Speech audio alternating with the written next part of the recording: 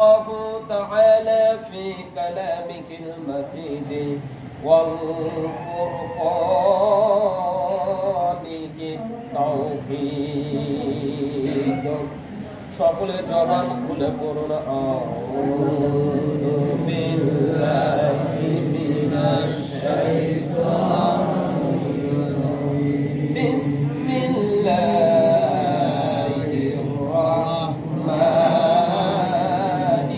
রাহিম ইয়া আইয়ুহাল্লাযীনা আমানু লা তুলহিকুম أموالكم ولا أولادكم عن ذكر الله ومن يفعل ذلك فأولئك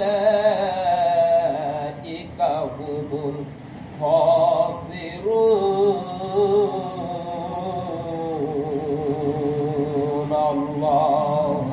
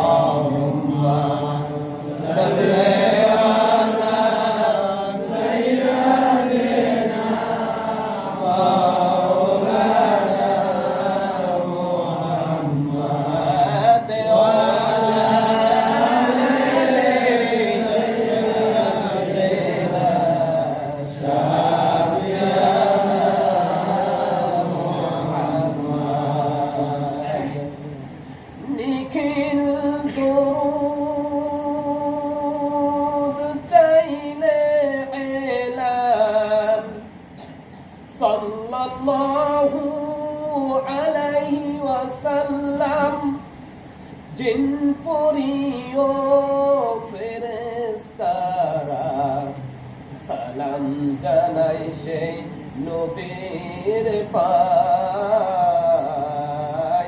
সালাম জানাই নবীর পায় আল্লাহুম্মা সাল্লি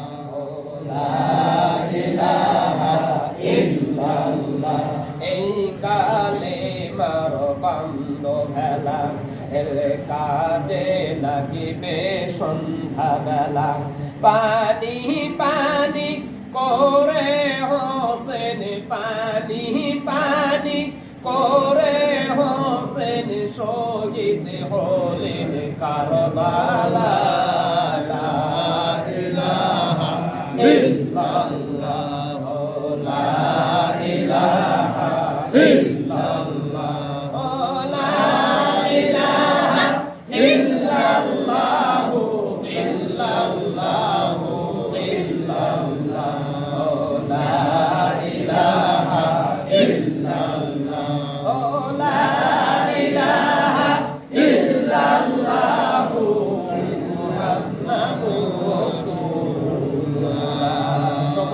খুলে একসাথে এক বাক্যে বলুন সাল্লাল্লাহু আলাইহি ওয়াসাল্লাম।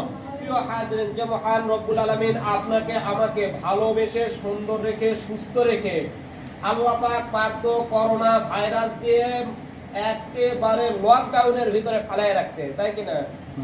আল্লাহ পাক পারতো এই হসপিটালের ভিতরে গুলি খায়ার একেবারে হসপিটালের ভিতরে বসে কান্দাইতে। আল্লাহ পাক সব কিছু থেকে ফারেক রেখে ভালোবেসে মহব্বত করে তিনার পছন্দনীয় ঘরে আসা এবং বসার জন্য সুযোগ করে দিলেন। সে মহান আল্লাহর প্রতি আমরা লক্ষ কোটি শুকরিয়া। সকলে বলুন আলহামদুলিল্লাহ। প্রশংসা আদায় করলাম কার? আল্লাহ। প্রশংসা আদায় করলে খুশি হয় কে? আল্লাহ। বেজার হয় কে? বেজার হয় কে? শয়তান। আপনারা কি আল্লাহরে খুশি করবেন না শয়তানরে খুশি করবেন? আল্লাহরে যদি খুশি করতে চান, প্রশংসা সবই কেবল তোমারই, প্রশংসা সবই কেবল তোমারই, রব্বুল আলামিন। দয়ালু মেহেরবান করুণায় ফুরান, দয়ালু মেহেরবান করুণায় ফুরান, আর কেউ নাই তুমি মালিক শেষ বিচারের দিন। আল্লাহু আকবার। মহান রব্বুল আলামিন আপনাকে আমাকে এত মহব্বত করে বানিয়েছেন, এত সুন্দর করে বানিয়েছেন এবং আমাদেরকে কাল কিয়ামতের ময়দানে মুসিবতের সময় আমাদের কেউ যখন আমাদের দেখার মানুষ থাকবে না, যে মহান রব্বুল আলামিন আমাদেরকে ভালোবেসে তিনার জান্নাত বানানো, জান্নাতে আমাদেরকে জায়গা করে দিবেন, সে আল্লাহর প্রতি আমরা আবারও শুকরিয়া আদায় করি। সকলে বলুন আলহামদুলিল্লাহ। অগস্ত শুকরিয়া আদায় করে যে মহান রব্বুল আলামিনের পেয়ারা হাবিব জনাবে মুহাম্মদুর রাসূলুল্লাহ, যে নবীকে সৃষ্টি না করলে আল্লাহ পাক কুল কায়নাত সৃষ্টি করত না, সে নবীর প্রতি আমরা পাই এক মর্তবা দরুদ ও সালাম। সকলে বলুন সাল্লাল্লাহু আলাইহি ওয়াসাল্লাম। প্রিয় হাজিরিন, আজকে আমরা এমন একটা দিনে, এমন একটা দিবসে, এমন একটা সময়ে বসেছি যে সময় অন্যান্য নবীর সময় ছিল না, কিন্তু আমাদের নবীকে আল্লাহ পাক এত ভালোবেসে এত মহব্বত করে যে মহান রব্বুল আলামিন এরকম একটা রাত দিলেন। এই রাতে আপনারা খুশি না বেজার? খুশি। এই রাতের জন্য অনেক নবীরা কাঁদেছেন আল্লাহর কাছে, কিন্তু তারপরেও আল্লাহ পাক এরকম রাত অন্যান্য নবীর সময় দেন নাই। হযরত আবু বকর রাদিয়াল্লাহু তাআলা আনহু আর আল্লাহর নবীজি মুহাম্মদ, আল্লাহর নবী জনাবে মুহাম্মদ রাসূলুল্লাহ সাল্লাল্লাহু আলাইহি সাল্লাম মসজিদে নববীর ভিতরে বসে থেকে বলতেছেন, হে আবু বকর তুমি কি জানো? বলতেছে কে? বলে ইসরায়েলের যুগের এক যুবক 83 বছর 4 মাস একাধারে ঘোড়ার পিঠে ধরে, ঘোড়ার পিঠে চড়ে যুদ্ধ করেছেন কাফের বেঈমানদের সঙ্গে। বলো তো আবু বকর, এরকম কি ওই যুবক ভাগ্যবতী না অনভাগ্যবতী? আল্লাহর নবীর প্রিয় সাহাবী আবু বকর কেঁদে কেঁদে বলেন, ইয়া রাসূলুল্লাহ, ইয়া হাবিবাল্লাহ, হুজুর এরকম জান্নাতি ব্যক্তি তো আসমানের নিচে জমিনের উপর আর একটাও থাকতে পারে না।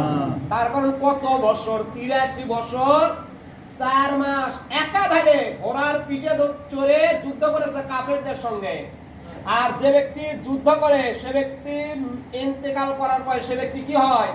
শহীদ হয়। আর শহীদের গোসলও লাগে না, কিছুই লাগে না। কাল কিয়ামতের ময়দানে মুসিবতের সময় আল্লাহ রাব্বুল আলামিন বলবে, হে শহীদ, তোমার গায়ে কেন রক্ত কাপড়?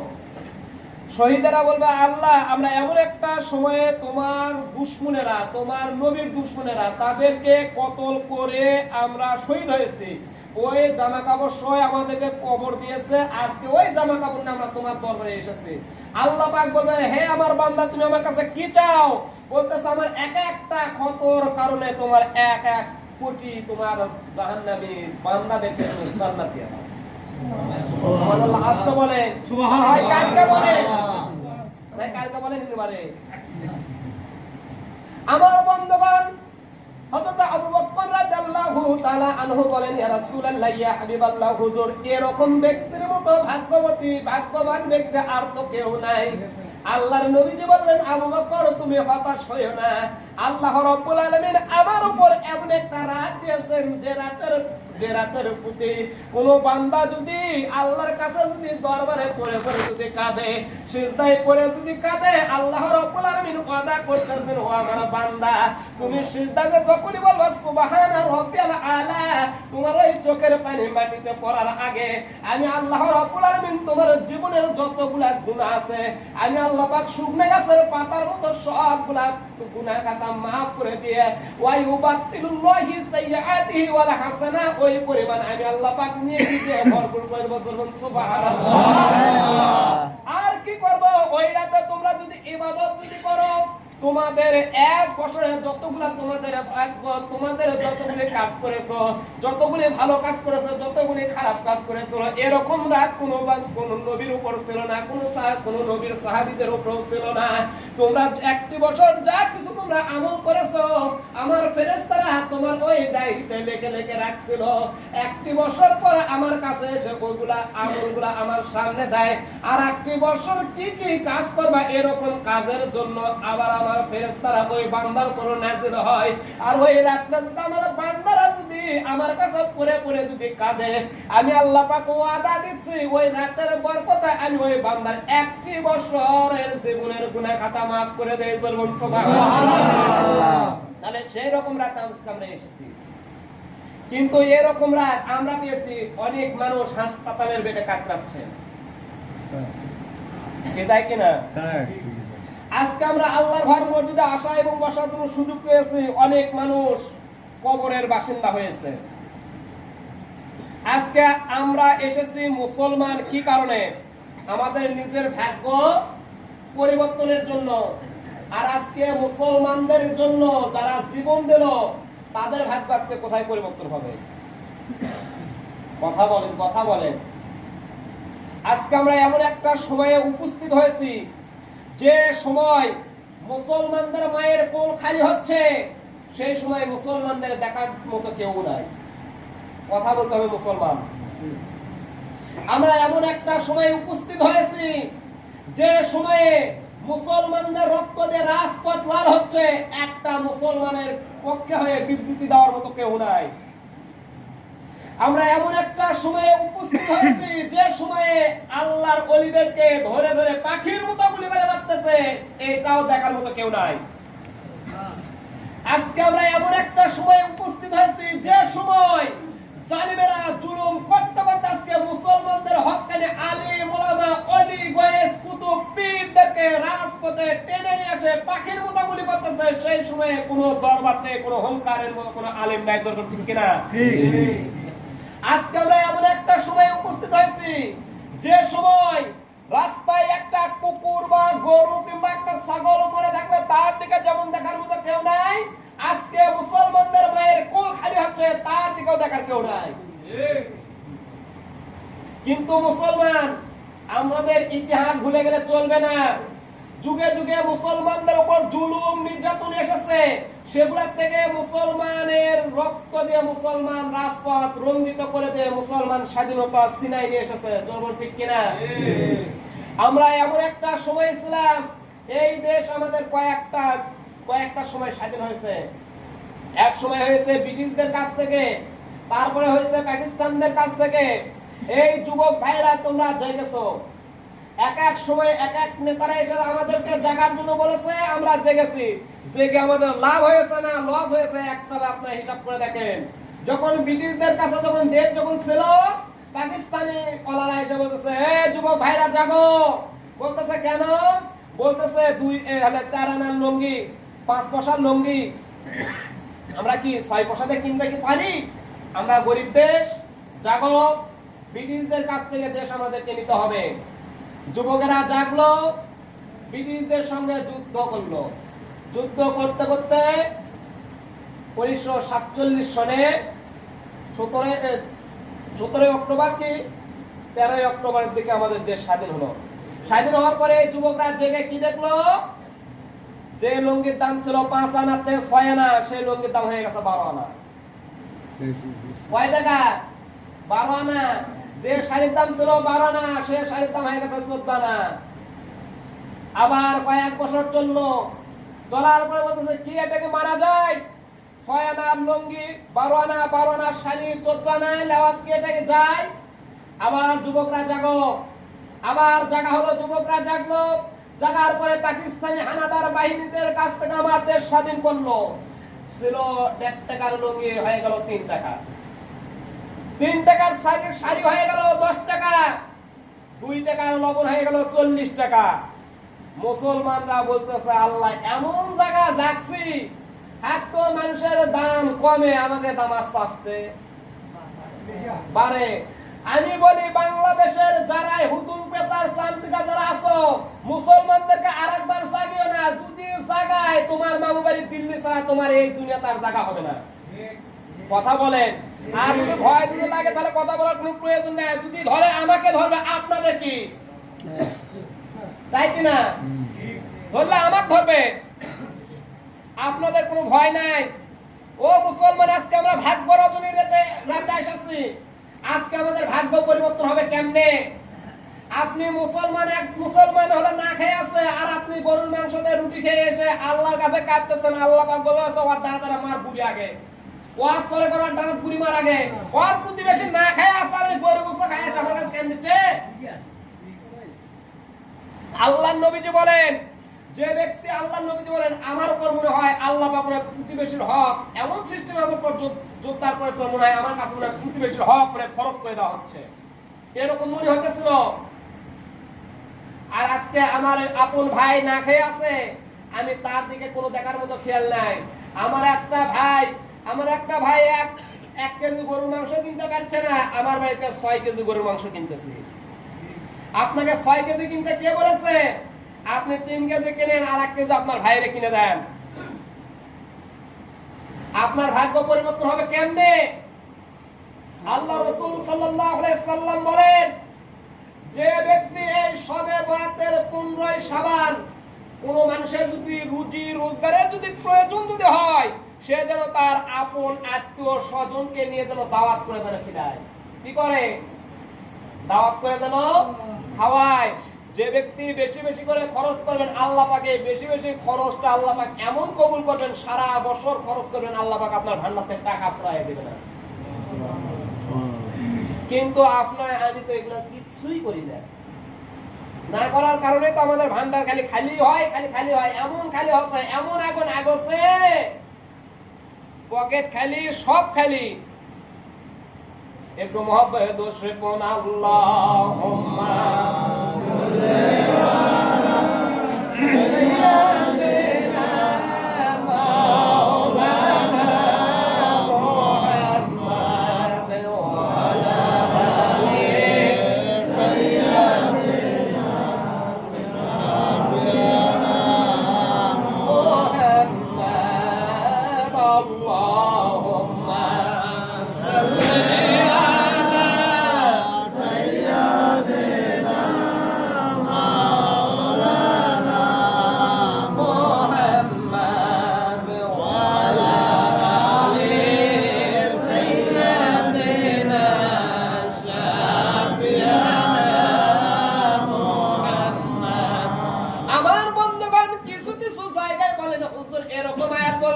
এরকম করে দোয়া করবে না, অমুক হুজুরের নামে দোয়া করবে না, অমুকের নামে দোয়া করবে না, এরকম কথা বলে কিনা? বলে। আপনার সরকারের বিরুদ্ধে আলোচনা করতে পারবেন না, অমুকের বিরুদ্ধে আলোচনা করতে পারবেন না। কিন্তু হুজুররা এখন অনেক গায়ে দোয়া শিখেছে। এখন দোয়া করতেছেন ফানসুরনা আলাল কওমিল কাফিরিন, ফানসুরনা আলাল কওমিল মুনাফিকিন, ফানসুরনা আলাল কওমিল জালিমিন। আরবিতে দোয়া করলে কোনো অসুবিধা নেই, বাংলায় করলে যত অসুবিধা। কথা বলেন। আরবিতে সারা দিন আপনি গালিগালাজ করেন, কোনো অসুবিধা নাই। দোয়া করতেছেন আল্লাহ এই জালিমদেরকে তুমি হটায় দাও। হুজুরের গালা ছুরি বাজাবি, কে তুই জালিম তুই পাবি। এখন দোয়া করছে ফানসুরনা আলাল কওমিল কাফিরিন, কাফেরদের হাত থেকে বাঁচা। আরবিতে দোয়া করছে ফানসুরনা আলাল কওমিল কাফিরিন, কাফেরদের হাত থেকে বাঁচা। ফানসুরনা আলাল কওমিল মুনাফিকিন, মুনাফিকের হাত থেকে বাঁচা। আরবিতে দোয়া করছে কোনো অসুবিধা নেই, বাংলা বললে যত দোষ নন্দ ঘোষ, সত্যতা বললে দোষ, করলে অন্যায়ের প্রতিবাদ। নামটা হবে তোমার মৌলবাদ ভাইরে, নামটা হবে তোমার মৌলবাদ। পিলখানিয়ে হত্যা হলো, দোষী খুঁজে নাহি পেল, উসামাকে বিনা দোষে দিল ফাঁসির অপবাদ। নামটা হবে তোমার মৌলবাদ, নামটা হবে তোমার জঙ্গিবাদ। জোরে বলুন ঠিক কিনা? তোমার বন্ধুগণ, আজকে মুসলমানদের এই করুণ ইতিহাস দেখে আজকে মুসলমানদের ভুলে গেলে চলবে না। তারপর আজকে মুসলমানরা এমন একটা জায়গায় পিঠ থেকে গেছে, এই মুসলমানদের পিঠ এইখান থেকে রক্ষা করার জন্য আজকে মুসলমানকে আওয়ামী লীগ করে, কে বিএনপি করে, কে জাতীয়বাদী করে, কে জামাত করে, কে তবলিগ করে, কে চরমরাই করে, কে সরসিনা করে, কে ফুরফুরা করে, কোন দল মোতাবেক বলেছে এক লাখ আসতে হবে আমি মুসলমান। জোরে বলুন ঠিক কিনা? আমি মানুষ, আমি তো কোনো জানোয়ার নই। আমি মুসলমান হয়েছে, আমার এক ভাইয়ের রক্তকে, আমার ভাইয়ের একটা শরীর কাটলে আমার শরীর থেকে লাল রক্ত বাড়ায়, আমার শরীর থেকে কাটলেও লাল রক্ত বাড়ায়। আমার এক ভাইকে পাখির মতো গুলি করে মেরেছে, যে মেরেছে ওরে শ্রদ্ধা না করা পর্যন্ত বাড়িতে ফিরে যাবো না। জোরে বলুন ঠিক কিনা? এরকম মুসলমান আপনারা রাজপথে নামে এলো, জালেমেরা যেরকম কায়দায় জুলুম করতেছিল ওই রকম কায়দায় তারা আজকে ঘরে উঠবে। কিন্তু আজকে এক হুজুররা ময়দানে নেমেছে, আর এক হুজুররা ওই হুজুরের দড়ি ধরে টানে। নাম আপনারা বলেন তো দেখি, বাংলাদেশের জাতীয় খেলার নাম কি? হাডুডু। বাংলাদেশের জাতীয় খেলার নাম কি? হাডুডু। এত খেলা আছে, দেখেন হাডুডু খেলা জাতীয় খেলা, ঠিক আছে, কিন্তু হাডুডু খেলা কি বাংলাদেশ কি একটাও কি বাইরে দেশ থেকে পদক নিয়ে এসেছে, সম্মান নিয়ে এসেছে? কিন্তু ক্রিকেট সেঞ্চুরি করেছে, অনেক সময় বিজয় হয়েছে, অনেক দেশকে হারাই দিয়েছে। এগুলা জাতীয় খেলা না হয়ে কেন হাডুডু হলো? আমার বন্ধুগণ, আমার গবেষণার কায়দায় আমি এইটাই দেখেছি, হাডুডু খেলার এক নম্বর কারণ, যে সামনে দিকে আগাইতে যায় তার পা ধরে খালি কোন দিকে টানে? কোন দিকে টানে? নিজ দিকে টানে। তার কারণ আমার দেশে যারা আগাইতে চায়, এই কারণে তাদেরকে আগাইতে দেওয়া যায় না, শুধুমাত্র খালি টানের নাম নাম নাম। ঠিক আছে? ফুটবলকে প্রশ্ন করা হয়, ফুটবল ভাই তুমি শট খাও কেন এত? ফুটবলের কাছে প্রশ্ন করা হয়, ফুটবল ভাই তুমি এত ম্যাচ তুমি শট খাও কেন, লাত্তি খাও কেন? ফুটবল এখন বলতেছে ভাই আমি পড়ার পামে ফুলি, এই জন্যই তো লাত্তি খাই। পড়ার পামে ফুলে, যে ফুলাই সে লাত্তি। ফুটবলের কিন্তু একটা ধর্ম আছে, যাই হাওয়া দিছে তাই কি করে? তাই আগে শট মারে। কিন্তু আমার এই বাংলাদেশটা এত সুন্দর ভাবে চলতেছিল, আমার বাংলাদেশের সরকারি দল আছে, বিরোধী দল আছে, সব দল আছে। কোন সময়ের জন্য আমার এই দেশে যতগুলা একটু একটু আন্দোলন হতেছিল, কিন্তু তারপরে ওগুলা আন্দোলন কিন্তু দমে রাখাইতে কিন্তু পারতেছিল সরকার, কি ঠিক আছে কি? কিন্তু বাহিরের সরকারের পরিকল্পনা শুনে তুমি নরেন্দ্র মোদীরা আমার দেশে আনলে, আমার দেশে তুমি ফুটবল হয়ে তুমি ওরে আনলে, তুমি যার বুদ্ধিতে তুমি আনলে তাই তেমন তোমার সটাই। কথা বুঝতে পারছেন? আমার দেশে এর আগে নরেন্দ্র মোদীর এই দেশে আনতে চেয়েছিল গত বছর, কিন্তু আনতে পারে নাই। এই বছর যেগুলা দেশের কারণে তুমি নিয়ে আসলে, সেই দেশের লোকেরা তো আনতে পারে গেলে। আজকের বিবৃতিতে দেখলাম বিভিন্ন দেশের প্রধানমন্ত্রী বলতেছে, মাননীয় প্রধানমন্ত্রী আপনারা কে বলেছিল ওনাকে আনতে, ওনাকে নিয়ে আসলেন আর বাংলাদেশের জনগণের একটা একটা করে মারতেছে। একবার ফেসবুকের দিকে তাকান, ফেসবুক তো বন্ধ করে দিয়েছে। আপনি এত বড় তুমি সরকারি দলের নেতা, তোমার এত প্রিয়, তোমার জনপ্রিয়তা, অধিকাংশ জায়গায় যে বলেন যে অমুক হুজুর আনা যাবে না, কেন বলতেছে ওই হুজুর যদি আসে আমাদের রাজনীতি থাকবে না। কেন রাজনীতি থাকবে না? তুমি এই দেশে তুমি রাজনীতি করতেছো 50 বছর হচ্ছে, যার বয়স 50 বছর যে ব্যক্তি রাজনীতি করতেছে, আমার কোনো ভয় আছে? ওর চরিত্র জনগণের ভিতরে জানা আছে না নাই? আছে। আর আমি যদি ওই জায়গায় যদি 2 ঘন্টা যদি কথা বলে, আর যদি ওই জায়গাতে যদি রাজনীতির মান যদি খারাপ হয়, তাহলে তুমি 50 বছর ঘোড়ার ঘাস কাটলে কথা বলে। আমি মাত্র ওই জায়গায় যাবো কয় ঘন্টা?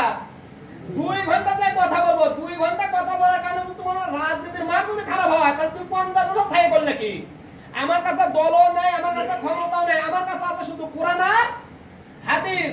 আমি তো কোনো বাইরের আলোচনা করবো না, কোরআন আর হাদিসের আলোচনা করতেছি। এই কথা বলার কারণে তোমার তো রাজনীতির মান যদি খারাপ হয়, তাহলে তুমি 50 বছর তোমার হাতে সরকারি অনুদান ছিল, তুমি মানুষের তুমি দান সত্যি করেছো, কিন্তু এই 2 ঘন্টার আলোচনায় তোমার রাজনীতির মান খারাপ হয় কেমনে?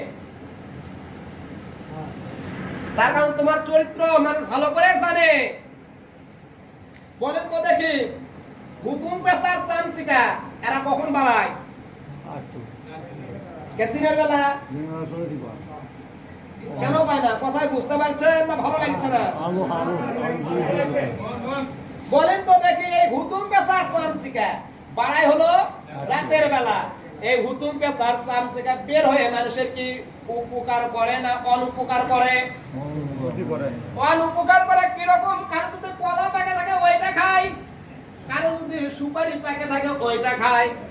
বিভিন্ন আবাদের উপর ওরা কি হামলা করে আর বলে আল্লাহ যে রাত লেগেছে আর যেন সকাল যেন না হয়। তার কারণ হুতুম পেশার চামচিকা জানে যদি রাত যদি শেষ হয় কাক পুকিলেরা ময়দানে নামবে, আমাদেরকে ঠুকরে আমাদেরকে শ্রদ্ধা না করে ছাড়বে। বলুন ঠিক কিনা? বলে তো দেখে হুতুম পেশার চামচিকারা যে দোয়া করে আল্লাহ পাক কি ওদের দোয়ার কারণে কি সারা জীবন কি রাত রাখে? কয় ঘন্টা মাত্র রাত রাখে? 12 ঘন্টা। 12 ঘন্টার পর আবার কি হয়ে যায়? দিন হয়ে যায়। আবার কাক পুকিলেরা কি করে? ময়দানে নামে। আমার বন্ধুগণ, আজকে হুকুম পেশার চামচিকারা তোমরা দল বেঁধে তোমরা এমন কায়দায় তোমরা বসে গেছো আর মনে করতেছো যে রাত লেগেছে আর কোনো সময়ের জন্য দিন হবে না। তোমাদের ওই হুকুম পেশার চামচিকার মতো তোমাদেরকে মরতে হবে। অল্প কিছুক্ষণের পর রাত শেষ হবে, দিনের ইন্ধন শুরু হবে। হক্কানি ওলি বয়স কুতুবেরা কোরআন নিয়ে ময়দানে নামবে। তোমরা মামুবাড়ি দিল্লি যাবা, তার টিকিট পাসপোর্টও লাগবে না। যেরকম মশা চলে যায়। যদি একটা যদি ঝড় হয়, বলেন তো বাংলাদেশের সবচাইতে বড় খুনির নাম কি? মশা। যে মশার দেখে প্রধানমন্ত্রী বন্ধ ভয় করে, এত বড় ক্ষমতাবান মশা। সেই মশা যখন ঝড় ওঠে, টিকিট পাসপোর্ট ছাড়াই কোথায় যায়? ভারত ছেড়ে চলে যায়। আমার বন্ধুরা, আজকে মশার মতো যারা ক্ষমতা নিয়ে তোমরা এত বড় সন্ত্রাস সেজে আছো, আমি বলি তোমরা এত বড় সন্ত্রাস হয়ো না। আল্লাহ রাব্বুল আলামিন তোমাদের এমন একটা ঝড় দিবে, ওই ঝড়ে তোমরা মামুবাড়ি দিল্লিও যে তোমরা জায়গা পাবা না। আল্লাহুম্মা সাল্লি আলা সাইয়্যিদিনা মাওলানা মুহাম্মদ ওয়া আলা আলি সাইয়্যিদিনা শাফিয়ানা মুহাম্মদ। আমার বন্ধুগণ, এমন একটা সময় আমরা উপস্থিত হয়েছি যে সময় গোটা পৃথিবীতে শুধু খালি ভেজাল আর ভেজাল। তার কারণে আজকে আমরা মুসলমান হয়েছি, আমরা ইসলাম খোঁজার জন্য বিভিন্ন জায়গায় যাই। তোরা বলুন ঠিক কিনা? আজকে আমরা মুসলমান আপনাদের এখান থেকে জুহুরিয়া দরবারে কেন যাই? বলতেছে ইসলাম খোঁজার জন্য যাই। কি তাই কিনা? আম শহরে কেন যাও? বলতেছে ইসলাম খোঁজার জন্য যাই। বলতেছে চরমনায় কেন যাও? বলতেছে ইসলাম খোঁজার জন্য যাই। বলতেছে হাটাজারিতে কেন যাও? বলতেছে ইসলাম খোঁজার জন্য যাই। আমার বন্ধুগণ, তার আজকে মুসলমান যেগুলা জায়গায় যায় সেগুলা জায়গায় কেন যায়? শুধুমাত্র কি খোঁজার জন্য? ইসলাম খোঁজার জন্য। আজকে বলেন তো দেখি, ইসলাম কি সব জায়গায় আছে? আজকে যদি ইসলাম যদি সব জায়গায় যদি থাকতো, তাহলে শান্তি নিয়ে পালাইয়ে যেত না। আমার বন্ধুগণ, আজকে আমরা সব জায়গায় দেখতেছি শুধু ইসলাম খুঁজতেছে। যখন পীরের দরবারে চলে গেলাম, ওরে আল্লাহ, মনে করলাম পীর সাহেবের মনে হয় হক পীর, এদের মতো মনে আর মনে হয় ভালো কেউ নাই। আগেকার পীরদের হাতে ছিল একটা তরবারি, আর একটা হাতে ছিল কোরআন।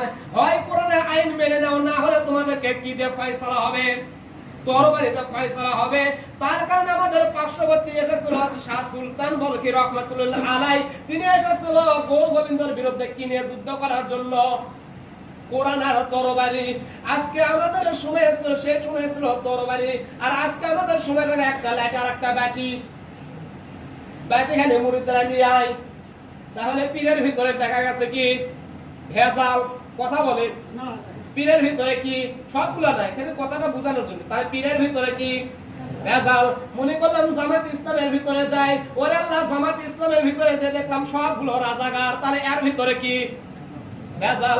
মনে করলাম তবলিগের ভিতরে যাই, ওরে আল্লাহ, সাত গ্রুপ আর জুবায়েত গ্রুপ, এ বলে কাফির আর ও বলে ফাসিক, তাই এর ভিতরে কি ভেজাল? মনে করলাম আওয়ামী লীগের ভিতরে যাই, ওরে আল্লাহ, আওয়ামী লীগের ভিতরে গেলে দেখা যায় সবগুলো আলেম জেলখানায় ঢুকায়, তাহলে এর ভিতরে কি ভেজাল? বিএনপির ভিতরে চলে গেলাম, বিএনপির ভিতরে যে দেখলাম ওরে আল্লাহ, এরা আলেমের পক্ষেও থাকে শয়তানের পক্ষ থাকে, এর ভিতরে কি ভেজাল। তারপরে মনে করলাম চলে যায় জাতীয় পার্টির দরবারে, জাতীয় পার্টির দরবারে যখন চলে গেলাম বলে আল্লাহ জাতীয় পার্টির দরবারে যায় দেখে সকালে এক কথা বিকালে আর এক কথা, তাহলে এর ভিতরে কি ভেজাল। মনে করলাম তাহলে এগুলো জায়গায় কোনো জায়গায় আর ইসলাম আর খুঁজবো না, এখন ইসলাম খোঁজার জন্য এসেছে মসজিদে, মসজিদে যখন এসেছে এখন মসজিদে এসে দেখে কেশিয়ার সভাপতি ইমাম সবগুলোই সুদখোর, তাহলে এর মধ্যে কি ভেজাল।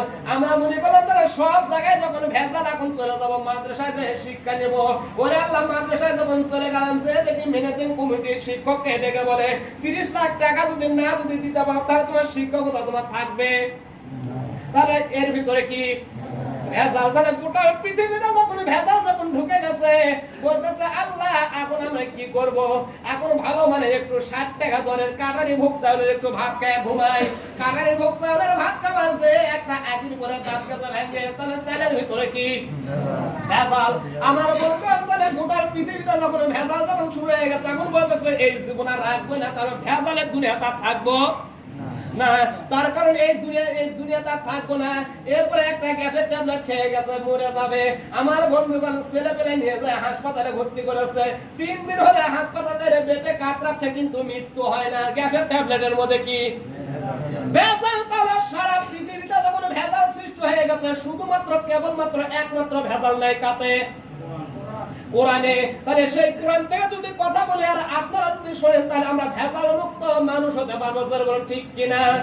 কিন্তু আমরা যদি বাহির থেকে কথা যদি বলি তাহলে অবশ্যই ভেজাল ভ্রান্তি থাকতে পারে, কিন্তু আমাদের বাহির থেকে কোনো আলোচনা করব না বলে আশা করছি। কিন্তু এই সময় একটা কথা বলে যায়, মনে করবেন না যে আজকে দিন আছে আরো দিন আছে, এতটুকু মনে রাখবেন এই দিনের দিন নয় আরো দিন আছে, এই দিনই নিয়ে যাবে সেই দিনের কাছে, এই কথা সকলেই মনে থাকবেন। আজকে কোরআনের কথা বলার কারণে হুজুরের দিকে চোখ মোটা করে তাকিয়ে আছেন, কোনোই লাভ নাই, হুজুর এই জায়গায় ভাত না হলে আরেক জায়গায় হবে, কেউ কিন্তু না খায় থাকবে না। কিন্তু আমার বন্ধুরা আজকে তোমার পরিস্থিতি দেখো, আজকে তুমি আছো কালকে তুমি কিন্তু থাকবে না, কিন্তু ওই সমস্ত লোকের জন্য যদি আমারা যদি জানাজার করার জন্য ডাকে লাশ ঠিকই সামনে থাকবে, এতটুকুই বলবো আল্লাহ এই শেষ আল্লাহ কত কষ্ট করে ভোট দেওয়ার জন্য গেছিলাম, আল্লাহ ভোট দিতে দেয়নি, আল্লাহ দোয়া হচ্ছে না এই শেষ আল্লাহ এর জন্য মসজিদে হক কথা বলতে পারি না, আল্লাহ আল্লাহ আজকে সোজা হয়ে গেছে, আল্লাহ তুমি ধরো আল্লাহু আকবার। কি দোয়া হচ্ছে কিনা? কিন্তু আমার বন্ধুগণ এগুলা বলতেছেন তাহলে এই হুজুরের ডাকো না আর এক হুজুরের ডাকেন, ও হুজুর ওযু ছাড়াই জানাজা করবে বাদলের মতো, বাদল এমপির ওযু ছাড়া জানাজা হয়েছে। আমার বন্ধুগণ এই হুজুরের ডাকো না আর এক হুজুর ডাকবা, সে হুজুর ওযু ছাড়া জানাজা করবে। তুমি মনে করতেছো হুজুররা হুজুরদেরকে মেরে মেরে তোমরা শেষ করবা, কিন্তু মারা যাবে না, মারা যাবে না, এক জায়গায় মেরে আসো, সেটা কাকে? আল্লাহকে। আমার বন্ধুগণ আজকে যে আয়াত থেকে তেলাওয়াত করেছে, আজকে ভাগ্য রচনের রাত, ভাগ্য থেকে কথা বলতে হবে, জোরে বলুন ঠিক কিনা। আমাদের ভাগ্য কেমন করে পরিবর্তন হবে, আমাদের ভাগ্য কেমন করে গঠে নিতে হবে, আমাদের ভাগ্য আমাদের সামনে দিকে কেমন করে চলতে হবে, আমাদের ছেলে মেয়ে কেমন কায়দায় ভালো পথে চলবে, আমাদের ছেলে মেয়ে কেমন কায়দায় সঠিক সোজা পথে চলবে, আমাদেরকে কোন খাবার খেলে পরে আমাদের হালাল হবে, কোন খাবার খেলে পরে আমাদের হারাম হবে, আর কোন কথা করলে পর কোন কথা বললে পরে আমাদের গুনাহ হবে, আর কোন কথা না বললে পরে আমাদের গুনাহ হবে না, সে পক্ষে আজকে কথা হবে। আপনারা কি শুনবেন? যদি শুনেন তাহলে বলবেন, যদি না শুনেন তাহলে আল্লাহুম্মা আমিন। বসে আছে আমার বন্ধুগণ, যে কথাটুকু বলতেছিলাম সে কথাটুকু হলো এই, আমার বন্ধুগণ আজকে মুসলমানদেরকে যেরকম কায়দায় আমরা পরিস্থিতির শিকার হয়েছি, এই পরিস্থিতির শিকারে আল্লাহ রাব্বুল আলামিন আমাদেরকে যেন সহি সালামতে রাখে, সকলে বলুন আমিন আমিন। আমার বন্ধুরা আজকে যে আয়াতটা তেলাওয়াত, আয়াতটা হলো সূরা মুনাফিকুন, কত নম্বর? 28 নম্বর পারা। কত নম্বর পারা? 28 নম্বর পারা। দুইটা রুকু, মোট আয়াত হলো 11টি। মোট আয়াত কয়টি? 11টি। আমার তেলাওয়াত কিন্তু আয়াত হলো একটি। 9 নম্বর আয়াত। কয় নম্বর আয়াত? 9 নম্বর আয়াত। সূরা মুনাফিকুনের 9 নম্বর আয়াত 28 নম্বর পারা 2টা রুকু এর থেকে আলোচনা করা যাবে কি যাবে না? যাবে না। আলোচনা করব না, বলতে যাবে। আর যদি যে আর যার কথা অনুসারে আলোচনা করা যাবে না, ওর একটা বার জন্মে দেখেন। তার কারণ কোরআন হাদিস কি যারে ভালো লাগে না, একটা যদি আলোচনার জায়গা একটু গুছিয়ে আনি, তারপর আলোচনা শুরু করব। তার কারণ একজন ইমাম কথা বলতে হবে না, কথা বলা যাবে না, কথা বললে পরে আলোচনা হেরে যাবে। আমার বন্ধুগণ, একজন ইমাম আর একটা মুসল্লি, একজন কি ইমাম আর একজন মুসল্লি, এই দুইজন ব্যক্তির সঙ্গে দ্বন্দ্ব হয়েছে আসর নামাজ পড়ার পরে। কিসের নামাজ পড়ার পরে? আসর নামাজ পড়ার পরে দ্বন্দ্ব হয়েছে, ক্যাসাল হয়েছে। ক্যাসাল হওয়ার পরে ইমাম সাহেব এখন মাগরিবের নামাজ পড়ার টাইমে তেনার একটা পছন্দের সূরা থাকে কিনা? থাকে। কিন্তু ইমাম সাহেব একটু হলো ন্যাংরা আর ওই মুসল্লি হলো একটু কানা। ইমাম সাহেব কি ন্যাংরা আর হলো মুসল্লি কানা, কিন্তু দ্বন্দ্ব হয়েছে আসর নামাজ পড়ার পরে। এখন ইমাম সাহেব এখন মাগরিবের নামাজ পড়ার পরে যত সূরাটাকে পড়তে হবে, এখন ইমাম সাহেব বলা দলিল আমিন ওয়া কানা মিনাল কাফিরিন। মুসল্লি করছে কে রে, তোর সাথে আসর নামাজ পড়ে ক্যাসাল আছে, আমি কানা দিয়ে শালা আমি কাফে নাই কসু কর তোমার জন ইমাম বানাইছি।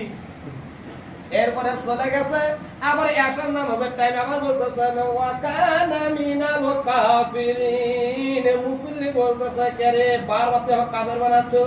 আবার পিছন থেকে লোক বলতেছে ওয়ান নাংরা ওয়াল লুলা ওয়াল ফাসিকিন।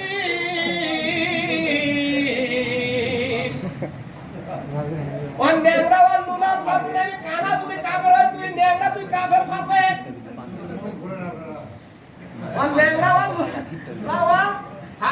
তাহলে ওই ন্যাংরার মতো, ওই কানার মতো কোরআন বুঝতে হবে না, ওই ন্যাংরার মতো সূরা পড়লেও হবে না। আমাদেরকে কোরআন বুঝতে হবে কোরআনের মতো, কোরআনের মতো। কোরআন ছাড়া অন্য কোনো বাহির থেকে যত বাইরে কোনো আলোচনা করব না, বাইরের মতো কেউ বুঝবে না। তার কারণ যদি ভুল বলি, এই জায়গায় ভুল সংশোধন করার জন্য আমাকে বলবেন, বাইরে আলোচনা করার প্রশ্ন আসে না। তার কারণ যেরকম ইমাম সাহেবকে বলা দিয়েছে ওই কানা কাউসাই ফাসিক সবরই পায় কে বলেছে, আমিও যদি ভুল বলি এই জায়গায় সংশোধন করে যাবেন, বাইরে আলোচনা করবেন না। বাইরে আলোচনা করবেন, ওই জন্য সূরা মুনাফিকুন আমি আলোচনা করছি। কিন্তু এখন বলবেন যে হুজুর আপনারা বিভিন্ন ভাষায় আপনারা তো মুনাফিক হয়ে গেছেন। কে বলতেছে? আল্লাহ পাক নিজেই বলছে, আল্লাহ রাসূল নিজেও বলছে, যদি কোনো ব্যক্তি ওয়ান সাক্ষাতে গীবত করা যাবে না। তাহলে আপনারা তো অনেক লোকে আপনারা বিভিন্ন ভাষায় ইঙ্গিত আপনারা কথা বলতেছেন, আপনারা তো বড় মুনাফিক হয়ে গেছেন। এরকম কায়দায় সংসদে বলতে আলোচনা হচ্ছে। তাহলে আমি বলি, তাহলে এইটাই যদি হয় মুনাফিক, মনের ভিতরে ফাঁক, এটাই যদি হয় মুনাফিকের যদি কাজ, তাহলে আপনাকে একটা বার বলি, তাহলে আবু জাহেলও তো আমরা কেউ চোখে দেখি নাই, ইবলিস শয়তানরে কেউ চোখে দেখি নাই, শত শত কাবা সরকার আলিম পর্যন্ত গালিচ্ছে। ঠিক আছে? তাহলে আবু জাহেলও দেখিনি, ইবলিসও দেখিনি, সমানে ইবলিসও গালিচ্ছে। তাহলে ওই আবার কোন মুনাফিক? যত সামনে বলে পরে কোনো মুনাফিকি হবে না, সামনে নিয়ে কথা বলতে হবে। তাহলে কি হবে না, মুনাফিকি হবে না। যদি সামনে যদি না থাকে তাহলে কি হয়ে যাবে? মুনাফিক হয়ে যাবে। তাহলে আবু জাহেলও সামনে নেয়, ইবলিসও সামনে নেয়। তাহলে ইবলিসও যে হাজার হাজার আলেমরা গাইলে, তাহলে এরা মুনাফিক লয়। কিন্তু এর সমস্ত ফতোয়া দিয়ে আজকে মানুষদেরকে বিভ্রান্ত সৃষ্টি করতেছে। কি রকম বিভ্রান্তি?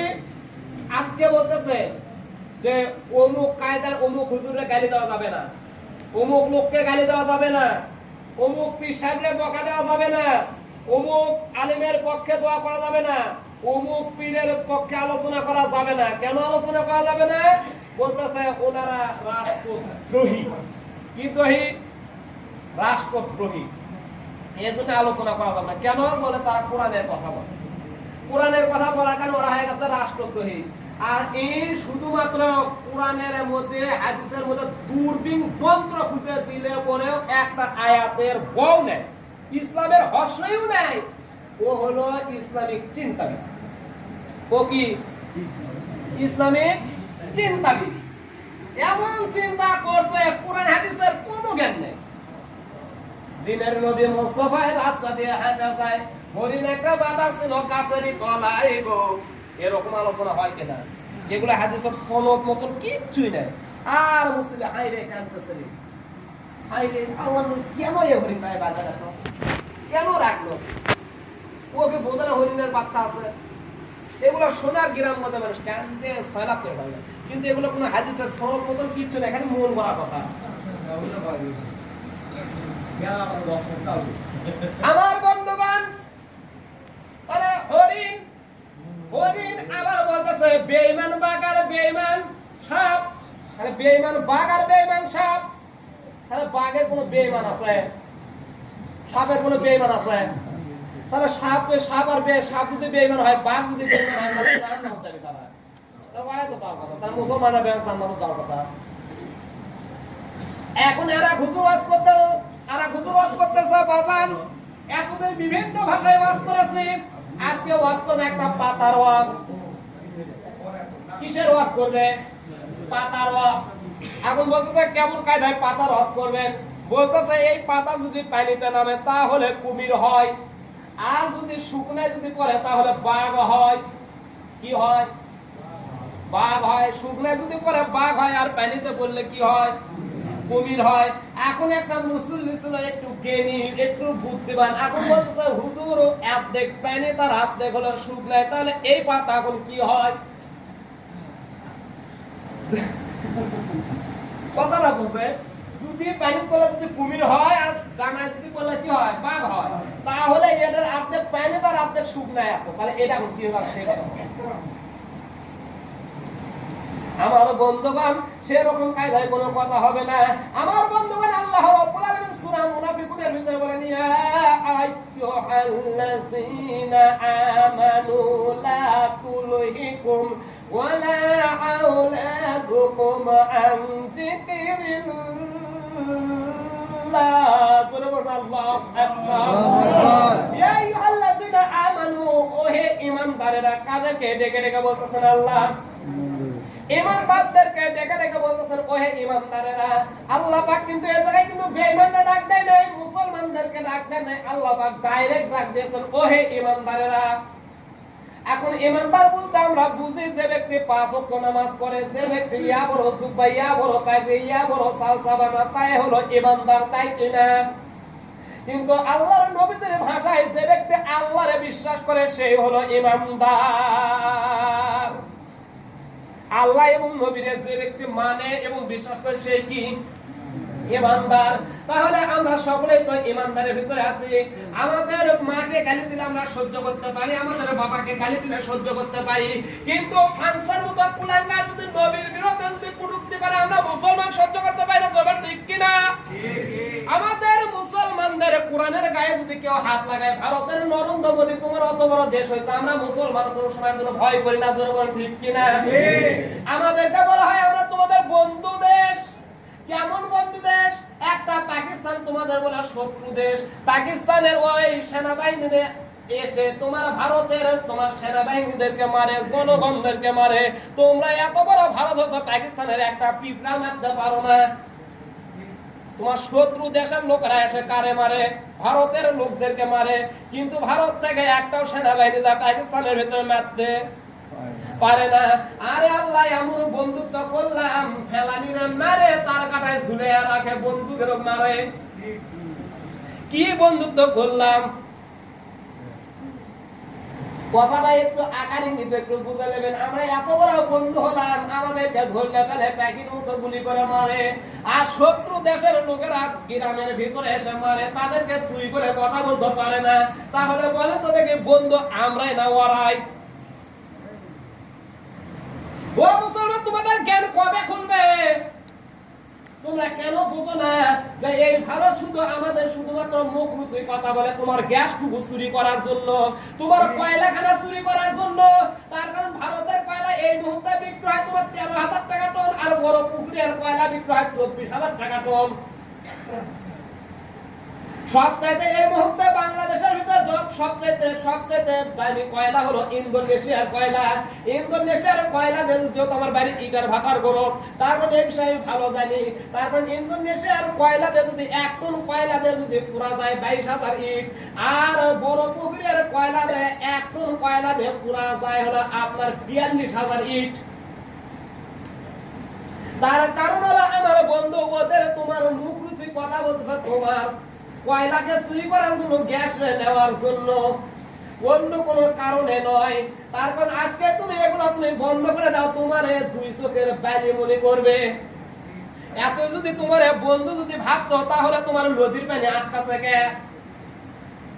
আমার নদীগুলো শেষ হয়ে যাচ্ছে, এতবার আলোচনা করেছ, কিন্তু তারপরে একটা সুইটকে তো তোমার একটু তো নদী পানি দেয় না। কি রকম বন্ধুত্ব করলে? এটা তো বন্ধুত্বর আচরণ হতে পারে না। এমন বন্ধুত্ব করলে বন্ধু বেঁচে আছে স্বল্প না খায় মরে। পেঁয়াজ গুলা আটকে দে, 20 টাকা কেজির পেঁয়াজ তোমরা খেলাইলা 250 টাকা কেজি। এই হলো বন্ধুত্বর মনোভাব। আমার বন্ধুগণ, তাহলে আল্লাহ পাক ডেকে ডেকে বলতেছেন, ওহে ইমানদারেরা কারা? ওহে ইমানদারেরা। তাহলে আমরা তো সকলে কম বেশি ইমানদার আছি না নাই? বিরক্ত মনে হচ্ছে এবারে? তাহলে আমরা সকলে কম বেশি ইমানদার। শোনেন, কথা বললে পরে আপনারা যদি হা হো করেন, তাহলে কথা না বললে পরে কথা আসবে। আর যদি কথা তো না বলেন, তাহলে যা আসিচ্ছে তা করে হেরে যাবি। একদম 8 মুখা যাবি, 5 মুখা যাবি। আমার বন্ধুগণ, তাহলে ওহে ইমানদারেরা, লা তুলহিকুম ওয়ালা আওলাদুকুম, তোমাদেরকে আল্লাহর দিন থেকে গাফেল রাখে, তোমাদেরকে ভাগ্য থেকে গাফেল রাখে তোমাদের 2টা জিনিস। কয়টা জিনিস? 2টা জিনিস। 1 নম্বর তোমাদের সন্তান, 2 নম্বর তোমাদের সম্পদ। কি? 1 নম্বর সন্তান, 2 নম্বর সম্পদ। আজকে তোমাদের ভাগ্যতে এতে তোমাদের সবচেয়ে বড় ভাটা পড়ে গেছে। আজকে তোমাদের ভাগ্য রজনী রাত তোমাদের হয়েছে। আজকে ভাগ্য রজনী আর রাতে তোমরা আসতে পারো না, শুধু সম্পদের কারণে আর সন্তানের কারণে। তার কারণ তোমার 4টা ছেলে 5টা মেয়ে, এদেরকে বিয়া দিতে হবে। তার কারণ 4 বেটা না হয় 4 লাখ টাকা দিবিলে আসলো, বেটি বিয়া দিতে টাকা দেওয়া লাগবে 8 লাখ। এখন এই কারণে আজকে মুসলমান আজকে সম্পদের পিছনে পড়ে আছে। আজকে মুসলমান এগুলার কারণে আজকে ভাগ্য রজনী রাতে এসে আল্লাহর কাছে কাঁদতে পারছে না। এই কারণে তো আল্লাহ পাক তো গুমরাহির মুখ নিয়ে আল্লাহ পাক ওই আরশে আযমে বসে আছে, আর বলতেছে, বান্দা তোমাদের কি হলো? পরের আয়াত আল্লাহ পাক বলেন, ও ইমানদাররা তোমাদের কি হলো? কেন তোমরা আমার কাছে এসো না? কেন আমার কাছে তোমরা চাও না? কেন আমার কাছে তোমরা ধর্ণা দাও না?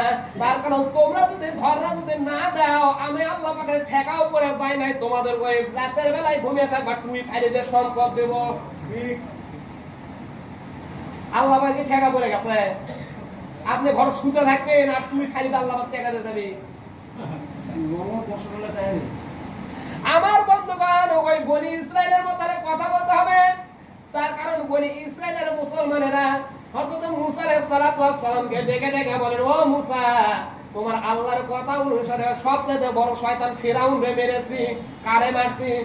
ফিরাউনরে মারছি। আমাদের শরীর বড় ক্লান্ত, আমরা জাপালিন গোত্রে এসেছি। আজকে তোমার ওই আল্লাহরে বলো যে আমরা আর কামাই রুজি রোজগার করতে পারবো না, তোমার আল্লাহর হুকুমে আমরা ওই শয়তানরে মারছি। এবং তোমার আল্লাহরে বলো যে আজকে আমাদেরকে বসে বসে যেন খাওয়াই। কি করে? বসে বসে যেন খাওয়ায়। আল্লাহ পাক বলতেছেন, ও মুসা, খবর কি? মুসা আলাইহিস সালাতু ওয়াস সালাম, আল্লাহ লাইন খারাপ। বলতেছে, কেন পাই না? বসে বসে খাবার চায়। তোমার কথা অনুসারে ওই জালেমক মারছে। কাকে মারছে? জালেমক মারছে। আপনারা বসে বসে খাবার চায়। আল্লাহ পাক বলতেছেন, মুসা রে, ওরা যখন বসে বসে যখন খাবার চায়, ওদের বলে দে আমি আল্লাহ পাক ওদের জন্য জান্নাতি খাবার পাঠিয়ে দেব। সেই জান্নাতি খাবারের নাম হলো মান্না সালওয়া। যে টোপলাই করে পাঠিয়ে দেব সে টোপলার নাম মায়দা। তারে বড় শয়তানকে মারার কারণে যদি বনি ইসরাইলের লোকেরা যদি ওই টোপলা ভর্তি খাদ্য যদি জান্নাতের খাদ্য যদি জমিনে বসে বসে যদি খাবার যদি পায়, তাহলে আপনি আমি মুসলমান, তাহলে আজকেও জালেমের বিরুদ্ধে হুঙ্কার দেয়। কিছু যদি না পারে একটু জুতো খাড়া করে তার ছবিতে মেরে আল্লাহ পাক আমাদেরকেও শরীরে বরকত দেওয়ার জন্য, ঠিক কিনা? তাহলে ওহে ঈমানদারেরা, তাহলে তোমাদের সন্তান আর তোমাদের সম্পদ আমি আল্লাহর দিন থেকে গাফেল রাখে, কি করে? গাফেল রাখে। তাহলে এই সম্পদের মোহে তো আজকে আমরা, এই সন্তানের কারণে তো আজকে আমরা বিভিন্ন কায়দায় ভুলে গেছি, তাই কিনা? তার কারণ আসরের আজান হয়ে গেছে, আসরের যখন আজান হয়ে যখন গেছে, আসরের নামাজ পড়তে আসবো, কিন্তু দুই পায়ে এখনো ভিউলিরেন ব্যাগে আছে, বলতেছে আসর আজানটুকু হয়ে গেছে, দুই পায়ে ভিউলিরে, তারপরে যায় একটু নামাজ পড়বো। ওরা আল্লাহ দুই পায়ে ভিউলিরে নিয়ে মাগরিবের আজান পড়ে গেছে, বলতেছে একটু কাজা নামাজ পড়ে নেই। কি করে? কয় কাজা নামাজটা পরিবারে। কয় কিসে? কোথা আসরে। গাই ধনে তাহলে জ্বর আছে, কি আছে? কোথা জ্বর ব্যাগি তাহলে আছে, তাহলে জ্বর আসর কাজা রয়েছেন কার সাথে? মাগরিবের সাথে। আল্লাহ পাক কোথা তোকে ঠাট্টা মেলো সব বুঝি রে, বলে সব বুঝি।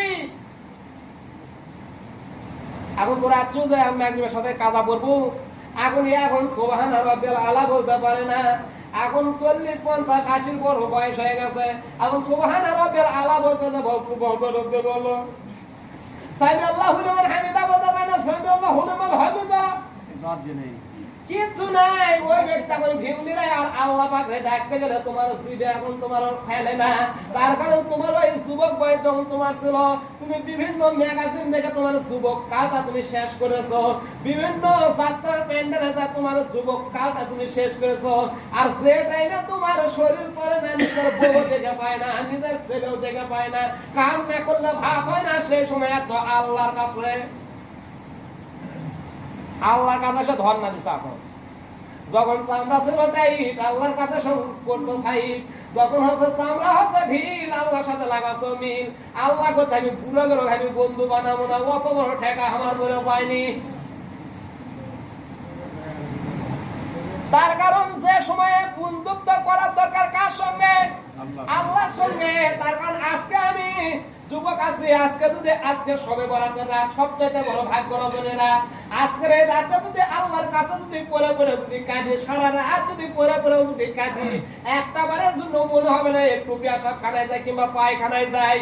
আর যার বয়স 60-এর উপর গেছে, 2 ঘন্টা পর পরই কোথায় যাবার চাই? তোমার এখনই তোমার সবগুলো নাট হয়ে গেছে ঢিল, কেমনে তুমি আল্লাহর সঙ্গে লাগাবা মিল? আমার বন্ধুগণ, তাহলে সেই সময় আল্লাহ রাব্বুল আলামিন বলতেছেন, ওহে ঈমানদারেরা, তোমরা ওই সম্পদের দিক থেকে তোমরা গাফেল রাখো না, আমার আল্লাহ পাকের দিকে একটু মিল লাগাও, তাহলে একটু সম্পদের দিকে চলে যায়। আর একটু হালুয়ার রুটির, আজকে দিন একটু হালুয়ার রুটির পক্ষে একটু ওয়াজ যায়, তাই কিনা? আমার বন্ধুগণ, হযরত ঈসা আলাইহিস সালাতু ওয়াস সালাম আল্লাহর জবরদস্ত একজন কি? হযরত ঈসা আলাইহিস সালাতু ওয়াস সালাম আল্লাহর একজন কি? পয়গম্বর। হযরত ঈসা আলাইহিস সালাতু ওয়াস সালামের কাজ হলো লা ইলাহা ইল্লাল্লাহু ঈসা রাসূলুল্লাহ। ওনার কাজ হলো দ্বীনের দাওয়াত দেওয়া, ঈসার পক্ষে কি করা? দ্বীনের দাওয়াত দেওয়া। তার কারণ তিনাদের ভিতরে সম্পদের কোনো মায়া নাই, তিনাদের ভিতরে কোনো সন্তানের কোনো মায়া মহব্বত নাই। তিনারা শুধুমাত্র কেবলমাত্র একটাই মাত্র ভালোবাসে, কারে? আল্লাহরে চাই, আল্লাহরে পাইতে চাই। এই রকম করে হযরত মূসা আলাইহিস ঈসা আলাইহিস সালাতু ওয়াস সালাম আল্লাহর কথা অনুসারে তিনি দেয় দ্বীনের দাওয়াত। একজন খ্রিস্টান ব্যক্তি কি ব্যক্তি? একজন ইহুদি ব্যক্তি কি ব্যক্তি? ইহুদি ব্যক্তি। এই ব্যক্তি বলতেছেন আমি একটু ঈসার হাত ধরে একটু মুসলমান হবার চাই, কিন্তু আগে মুসলমানের আগে নিয়ম কালচার আগে দেখতে চাই। মুসলমানদের নিয়ম কালচার যদি ভালো যদি লাগে তাহলে আমরা মুসলমান হব, নচেত মুসলমান হব না। তার কারণ সেই যুগে আলেম নাই, সেই যুগের একমাত্র জ্ঞানী মানুষ, তার নাম হলো হযরত ঈসা আলাইহিস সালাতু ওয়াস সালাম। সে হলো সবচেয়ে বড় জ্ঞানী মানুষ। বলতেছেন ঈসার কাছে গেলে কালেমা পড়া যদি লাগে তাহলে ঈসার কাছে যাইতে হবে। আর ঈসার ভিতরে কি আছে এটা ঈসার সঙ্গে না থাকা পর্যন্ত এটা বুঝতে পারবো না। আজকে আমরা হয়ে গেছে অন্ধ হাফেজের মতো। সেই সময় একজন ইহুদি ব্যক্তি একজন ইহুদি ব্যক্তি নবীরে পরীক্ষা করতে চায়, আর আজকে মুসলমানদের কি হলো, নেতা গ্রহণ করবে, পীরের কাছে যাবে, সেই পীরক সেই নেতা একটা বারের জন্য দেখে না। ইমাম নেবে, ইমাম সাহেবের বাইরে দেখে না, বউ দেখে না, সোল দেখে না, ইমাম সাহেব কি করে সেটাও দেখে না। ওরা আল্লাহ ইমাম সাহেব এমন বক্তব্য দিচ্ছে, বলতেছে আমাদের এলাকাতে বক্তব্য দিতে ফাটা ফেলতেছে, আপনাদের এলাকায় কি বলছে এই তো বড় চোর, কি বড় চোর, বড় সুদখোর। আমার বন্ধুগণ, তাহলে ইমাম নিতে গেলে ইমামের বাড়ি ঘর দেখতে হবে, ইমামের পরে যে ইমামের বাংলা তার নেতা, নেতারাও যদি নিতে যদি চান তাহলে নেতার ব্যাংকে কয় টাকা আছে এটাও দেখতে হবে। আমার বন্ধুগণ, হযরত ঈসা আলাইহিস সালামের কাছে খ্রিস্টান এসে বলতেছেন, ও ঈসা, আমি মুসলমান হতে চাই, কিন্তু একটা শর্ত আছে। বলতেছে কি শর্ত? বলতেছে আমি তোমার সঙ্গে বেরে বেরে দেখতে চাই তুমি মুসলমানের ভিতরে কেমন তোমার খাসলাত, কেমন তোমার আচরণ। তোমার আচরণ যদি ভালো যদি লাগে তাহলে আমি আমার পয়গম্বর মুসার ধর্ম ত্যাগ করে তোমার ধর্মখানা কবুল করব। কার ধর্ম ত্যাগ করে? মুসার ধর্ম ত্যাগ করে কার ধর্ম কবুল করবে? ঈসার ধর্ম ত্যাগ কবুল করবে। হযরত ঈসা আলাইহিস সালাম বলতেছেন, ভাই আমি হলাম আল্লাহর পয়গম্বর, আর তুমি আমার সঙ্গে যখন আমার চরিত্র নিয়ে যখন তুমি দেখতে যখন চাও, আর আমার সঙ্গে যখন তুমি যখন সময় যখন দিতে যখন চাও, তখন ভাই বলো তো দেখি তোমার কাছে সম্পদ তো সন্তান তো এই জায়গায় আনো নাই, তাহলে আমি একটা দিনের দাওয়াত দেওয়ার জন্য 500 গ্রামে যাচ্ছি, তোমার কাছে সম্পদ বলতে কি আছে? এই খ্রিস্টান এই ইহুদি ব্যক্তি রেখে বলতেছেন, ও আল্লাহর পয়গম্বর, আমার কাছে সম্পদ বলতে মাত্র 3খানা রুটি আছে। কি আছে? 3খানা রুটি আছে, এছাড়া আর কোন সম্পদ নাই। আমার বন্ধুগণ, হযরত ঈসা আলাইহিস সালাম এই কথা শুনে বলতেছেন, ভাই তাহলে তুমি যখন আমার সঙ্গে যখন মুসলমানের তো যখন গ্রহণ করার জন্য যখন আমার সঙ্গে যখন বেড়ায় বেড়ায় যখন দেখতে যখন চাও, তাহলে চলো 500 গ্রামে যাই। 500 গ্রামে যাওয়ার আগে মরুভূমি পাড়ি দিতে হবে। মরুভূমির ভিতরে চলতে চলতে চলতে চলতে পানির তৃষ্ণা লেগে গেছে, ক্ষুধার্ত ব্যক্তি ক্ষুধা লেগেছে। হযরত ঈসা আলাইহিস সালাম একটা গাছের গোড়ায় যেয়ে বসে বলতেছেন, ও ভাই আমার কাছে বেশি কিছু নাই, শুধুমাত্র 2টা রুটি আছে, তুমিও তোমার টুকরা থেকে 3খানা রুটি বের করো। ওই 3খানা রুটি আর আমার 2খানা রুটি হবে কয়খানা? এই 5খানা রুটি খেয়ে তারপরে আমরা চলো আবার পথ অতিক্রম করব। এই কথা যখন বলেছে হযরত ঈসা আলাইহিস সালাম বলার পরে এখন এই ইহুদি ব্যক্তি মনে মনে ভাবতেছে, পয়গম্বরের কাছে আছে রুটি আছে 2টা, আমার কাছে রুটি আছে 3টা, তাহলে আমার একটা রুটির মধ্যে কি করা লাগবে? ভাগ করা লাগবে। আমার জীবন থাকতেও এই রুটি ভাগ দিতে পারবো না, আমার জীবন থেকে রুটির ভাগ দেওয়া যাবে না। তার কারণ যেহেতু বলেছে আমার কাছে রুটি আছে 3টা, এখন হযরত ঈসার কাছে বলবো, ও ঈসা আমার কাছে রুটি ছিল 2টা, তাহলে তো ভাগ দেওয়া লাগবে না। হযরত ঈসা আলাইহিস সালাম রুটিখানা যখন বের করেছে 2টা, এই ইহুদি ব্যক্তি বের করেছে রুটিখানা 2টা। আল্লাহর পয়গম্বর হযরত ঈসা ডেকে ডেকে বলেন, ভাই রে তোমার কাছে রুটি ছিল না 3টা, কেন তুমি রুটি 2টা বের করলে? বলতেছে, হুজুর আমার কাছে রুটি বলতে আমার কাছে 2টা ছিল, কিন্তু মুখ ফসকে বাড়াইছে 3টা। তার কারণে আমাদের পদ্মা সেতু বানাইতে লাগতো 15,000 কোটি টাকা, মুখ ফসকে বাইর করছে 30,000 কোটি টাকা। এখন ওইটাই কবুল হচ্ছে, ওইটাই কবুল হচ্ছে। আমার বন্ধুগণ, এই ব্যক্তি মনে মনে ভাবে, যেহেতু এই কথা যখন বললাম, আল্লাহর পয়গম্বর মনে মনে ভাবে যে কথা একবার বলে সেই কথা তো কোনো সময়ের জন্য তো রদ বদল হয় না। তার কারণ সত্যি কথা ফস করে বাড়ায়। কি বাড়ায়? তার কারণ নিম্মা সাহেব ডাক দিয়েছে যে ব্যক্তির কাছে, যে ব্যক্তির বাড়িতে 4টা ছেলে আছে 3টা মেয়ে আছে, তার জন্য এই 7 কেজি চাল বরাদ্দ। এখন যার বাড়ি 3টা আছে ও পাবি কয় কেজি? গড় প্রতি 1 কেজি করে, ছেলে প্রতি মেয়ে প্রতি 1 কেজি করে, তাহলে যার ভাত আছে হলো 3টা আর যার ভাত আছে 7টা, তাহলে 1 কেজি করে যদি হয় তাহলে কয় কেজি করে পাবি? 3 কেজি আর 7 কেজি। এখন বলতে তাহলে ছেলে যদি বেশি করে তাহলে ভাগ করবি কয়টা? 7টা হবে।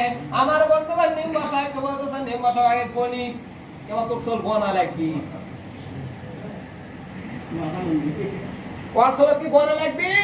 তখন সত্যি কথা ফস করে একেবারে আছে তিনটা।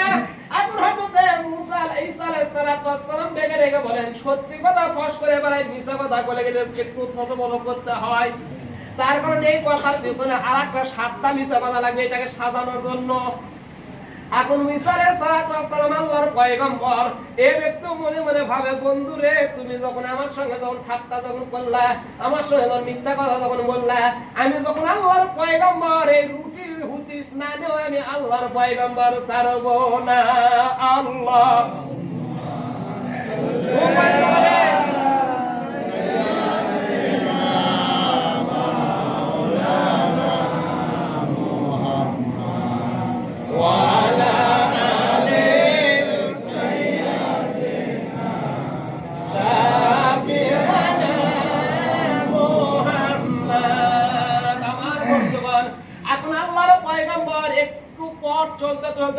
চলতে বলতেছেন ও ভাই রুটি খেয়েছি 2টা করে পেটের ভিতরে কখন থাকে, তারপর এই হলো সকালবেলার নাস্তা, তারপর 10টা বেজে গেছে একটু খাবার খাইতে হবে। কি করতে হবে? খাবার খাইতে হবে। ও ভাই এখন কি এমন খাবার পাওয়া যায়? বলতেছে হুজুর এখন খাবার বলতে তো আমাদের কাছে কিছুই নাই। আর হযরত ঈসা আলাইহিস সালাম ডেকে ডেকে বলতেছেন খাবার বলতে তো কিছুই নাই, ওই যে দেখতেছে একটা বিশাল আকারের জঙ্গলা। বলছে হ্যাঁ জঙ্গলা। বলছে জঙ্গলের ভিতরে চলে যাও, চলে যেতে দেখবা বিশাল আকারের একটা হরিণের পাল আছে। বলছে হ্যাঁ ওই হরিণের পালে যে বলো যে জামানার পয়গম্বর ঈসা তোমাকে ডাকতেছে। এখন এই ইহুদি ব্যক্তি পাগলা ছাড়া অন্য কিছু হরিণের কাজ করে কি শুনবি? কিন্তু মজাদা আছে না নাই? মজাদা অবশ্যই আছে।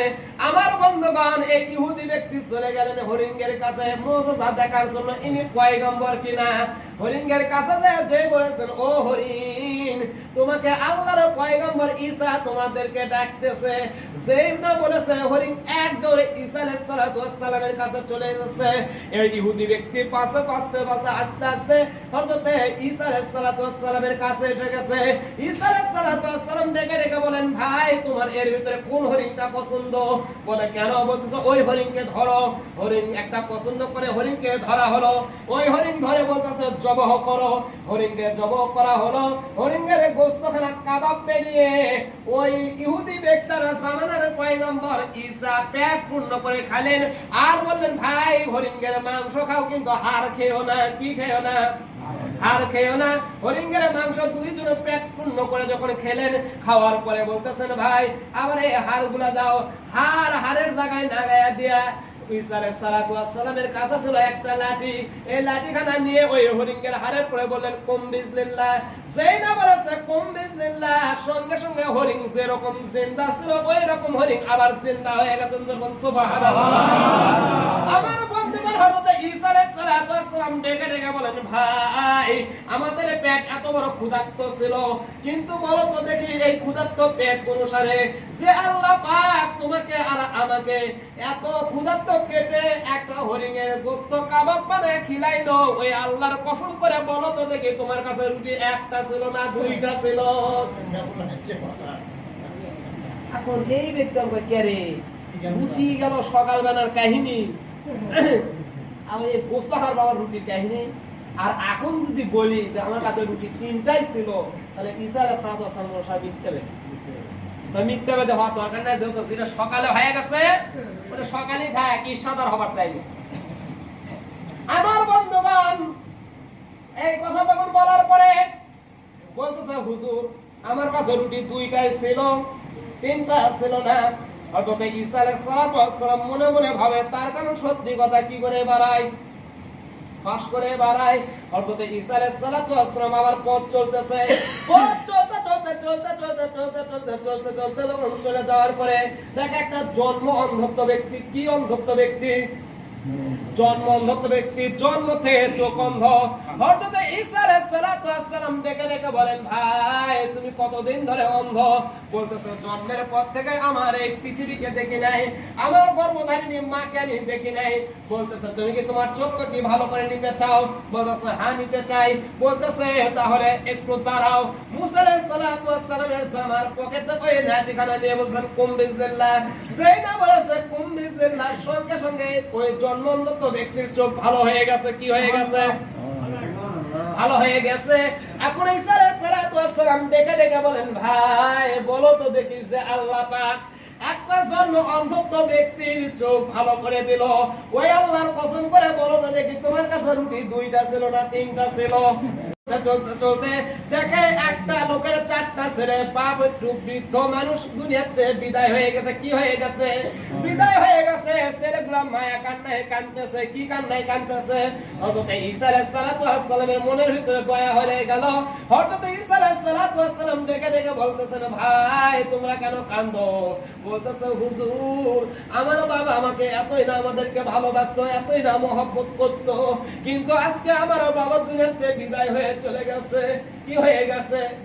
দুনিয়াতে চলে গেছে, কিন্তু আমরা ছেলেরা মেনে নিতে পারছি না।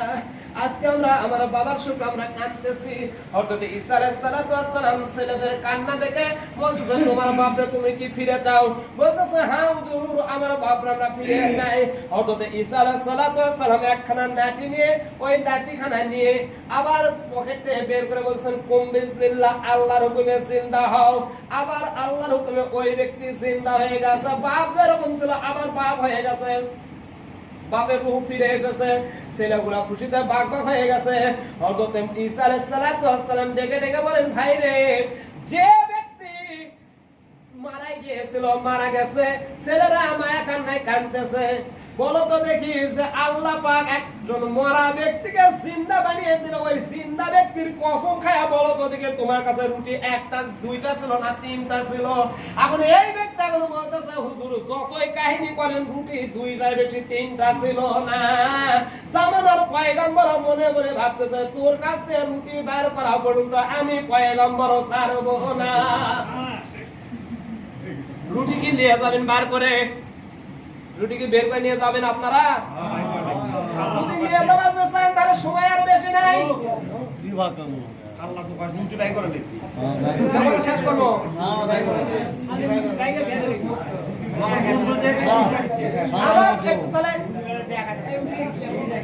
আমার বলতে একটু মহাপে দর্শক আল্লাহুম্মা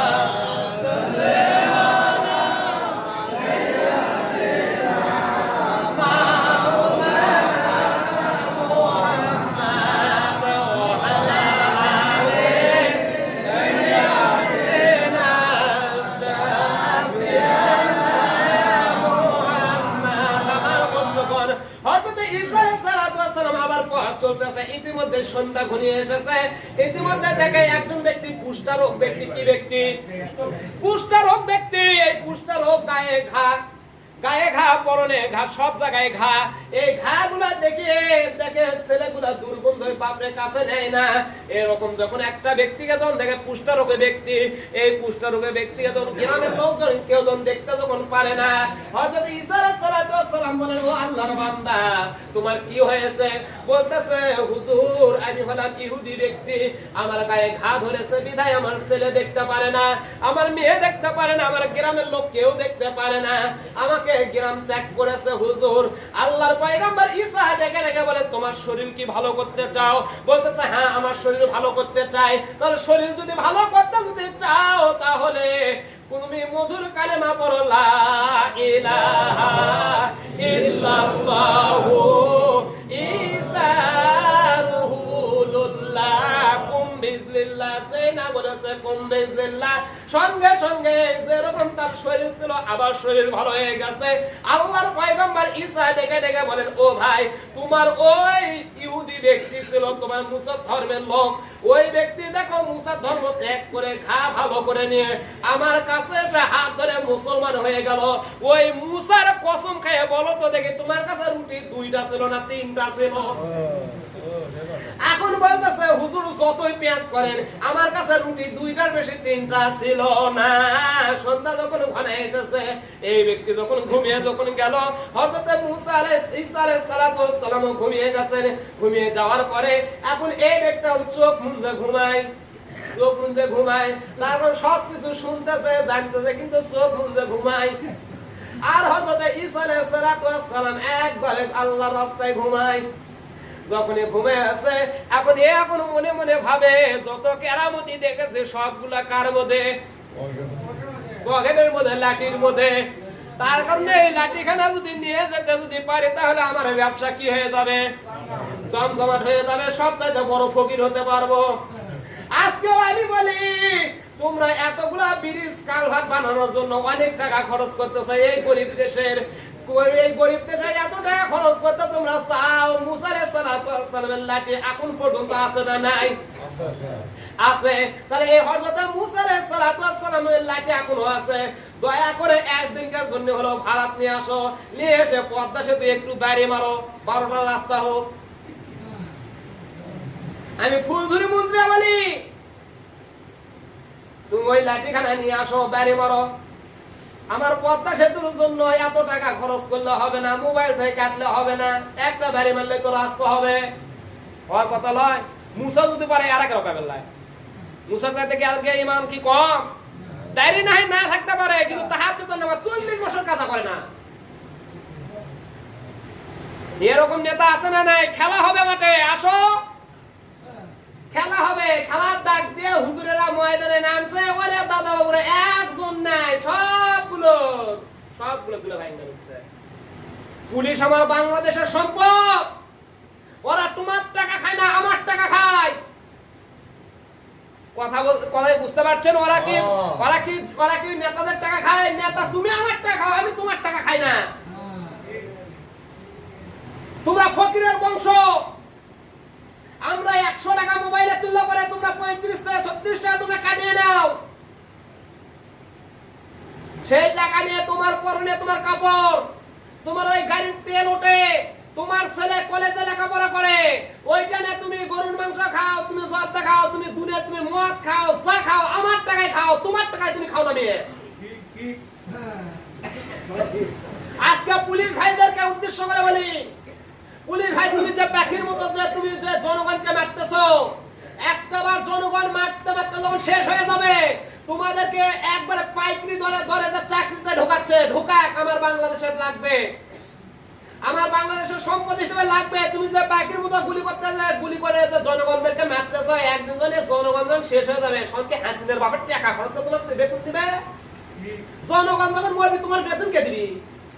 এই জনগণ হাট করবি, এই জনগণ বাজার করবি, এই জনগণ কল্যাণ তুলে হাট দিবি, এই কল্যাণ পর ভ্যাট তুলে তোর বেতন দিবি। এই জনগণ তোর তেল খাবি, এই জনগণ গাড়ি চলে ঢাকা যাবি, তোর সিট ভাড়া 300 টাকা, 300 টাকার পর তুই 20 টাকা ট্যাক্স নে। তাই এই যদি মরে যাও তাহলে তোরা 20 টাকা ট্যাক্স তো কে দিবি? তুই এলাক মারিছো, তোরা বেতনে লাস্ট হবে না। আজকে ক্ষমতার বলে মারছো, মারো, কিচ্ছু যায় আসে না। যখন বেতন পাবো না তোরাই বুঝবো, আমার কিছু হয়। এখন আমরা তো ফকির আছি, আর দরজা ভিক্ষা পাবো, তোরা ভিক্ষাও তো করতে পারবে না। আমার বন্ধুগণ, এখন বলি আমাদের হযরত সুলাইমান আলাইহিস সালামের তক্তা এখনো আছে না নাই? আছে না নাই? আমি এদেরকে বলি সড়ক পরিবহন মন্ত্রী, তুমি যানজট সৃষ্টি, তুমি যানজট মুক্ত করার জন্য তুমি বেশ সুন্দর করে তুমি দোতলা তুমি ব্রিজ বানাও। আমি বলি ওই একটা দিনের জন্য হলো তুমি ঈদের মৌসুমে তুমি ভাড়াত নিয়ে আসো। সুলাইমানের তক্তা, তেল লাগবে না, কিছুই লাগবে না, একবারে গোটা বাংলাদেশের যত মানুষ ঢাকায় আছে সবগুলাই উত্তরবঙ্গ থেকে দক্ষিণবঙ্গ পৌঁছে দেবে, 1 টাকাও লাগবে না। লাগবে? সুলাইমান মারা গেছে, সুলাইমানের মুজিজা কি করেছে? সুলাইমানের মুজিজাও চলে গেছে, মুসা আলাইহিস সালাম চলে গেছে, হযরত মুসা আলাইহিস সালামের মুজিজাও চলে গেছে।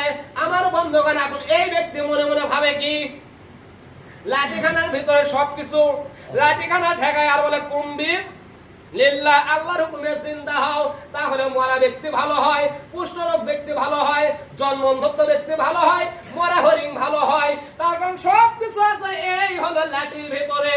আমি লাঠিখানা যদি চুরি করতে পারি তাহলে হয়ে যাব কি বড় কবিরাজ।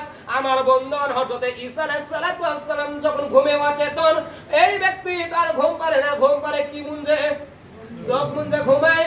আর জামানার পয়গম্বর যখন ঘুমিয়ে গেছেন, এই ইহুদি ব্যক্তি হযরত ঈসা আলাইহিস সালামের মাথার কাছ থেকে লাঠিখানা বের করে নিয়ে চলে গেছে। চলে যাওয়ার পরে গ্রামের ভিতরে চলে যায়, মনে মনে ভাবে আল্লাহ কখন সকাল হবে আর কখন কবরাজি শুরু করব। যখন ফজরের আযান যখন হয়ে গেছে, ফজরের আযানের পরে যখন রাত যখন শেষ হয়ে গেছে, দিনের যখন প্রভাব যখন শুরু হয়ে গেছে, আর কবিরাজ শুরু হয়ে গেছে। এখন ডেকে ডেকে বলেন আমি জন্মন্ধত্ব ব্যক্তি ভালো করতে পারি, আমি মৃত ব্যক্তি ভালো করতে পারি, আমি কুষ্ঠরোগ ব্যক্তি ভালো করতে পারি। এই কথা বলার লাঠি ঘুরাই। আর গ্রামের ভিতরে চলতেছে, চলতে চলতে চলতে চলতে একটা ব্যক্তির 4টা ছেলে। কয়টা ছেলে? 4টা ছেলে বাপ অসুস্থর কারণে মারা যাচ্ছে না, মৃত্যুর সঙ্গে এটা কিন্তু এটা কিন্তু আমার বাংলাদেশে আর একটা প্রভাব। এত ক্ষমতা হতো আদলে শাহ লড়বি কয় আমার দেশের প্রধানমন্ত্রীর উপদেষ্টার মৃত্যুর সঙ্গে পাঞ্জা লড়তেছে, আমার দেশের করোনার সঙ্গে আমরা মোকাবেলা করব। চোখে দেখা যায় না বা তাকে মোকাবেলা করবি। বঙ্গোপসাগরে 30 ফুট জলোচ্ছ্বাস, 282 মাইল বেগে দৌড়ে আসতেছে, কোথাও সেনাবাহিনী রেডি আছে। কেবল জলোচ্ছ্বাসের মোকাবেলা কিতে করবি? সেনাবাহিনীতে। কেবল কুলি কুটি মারবি।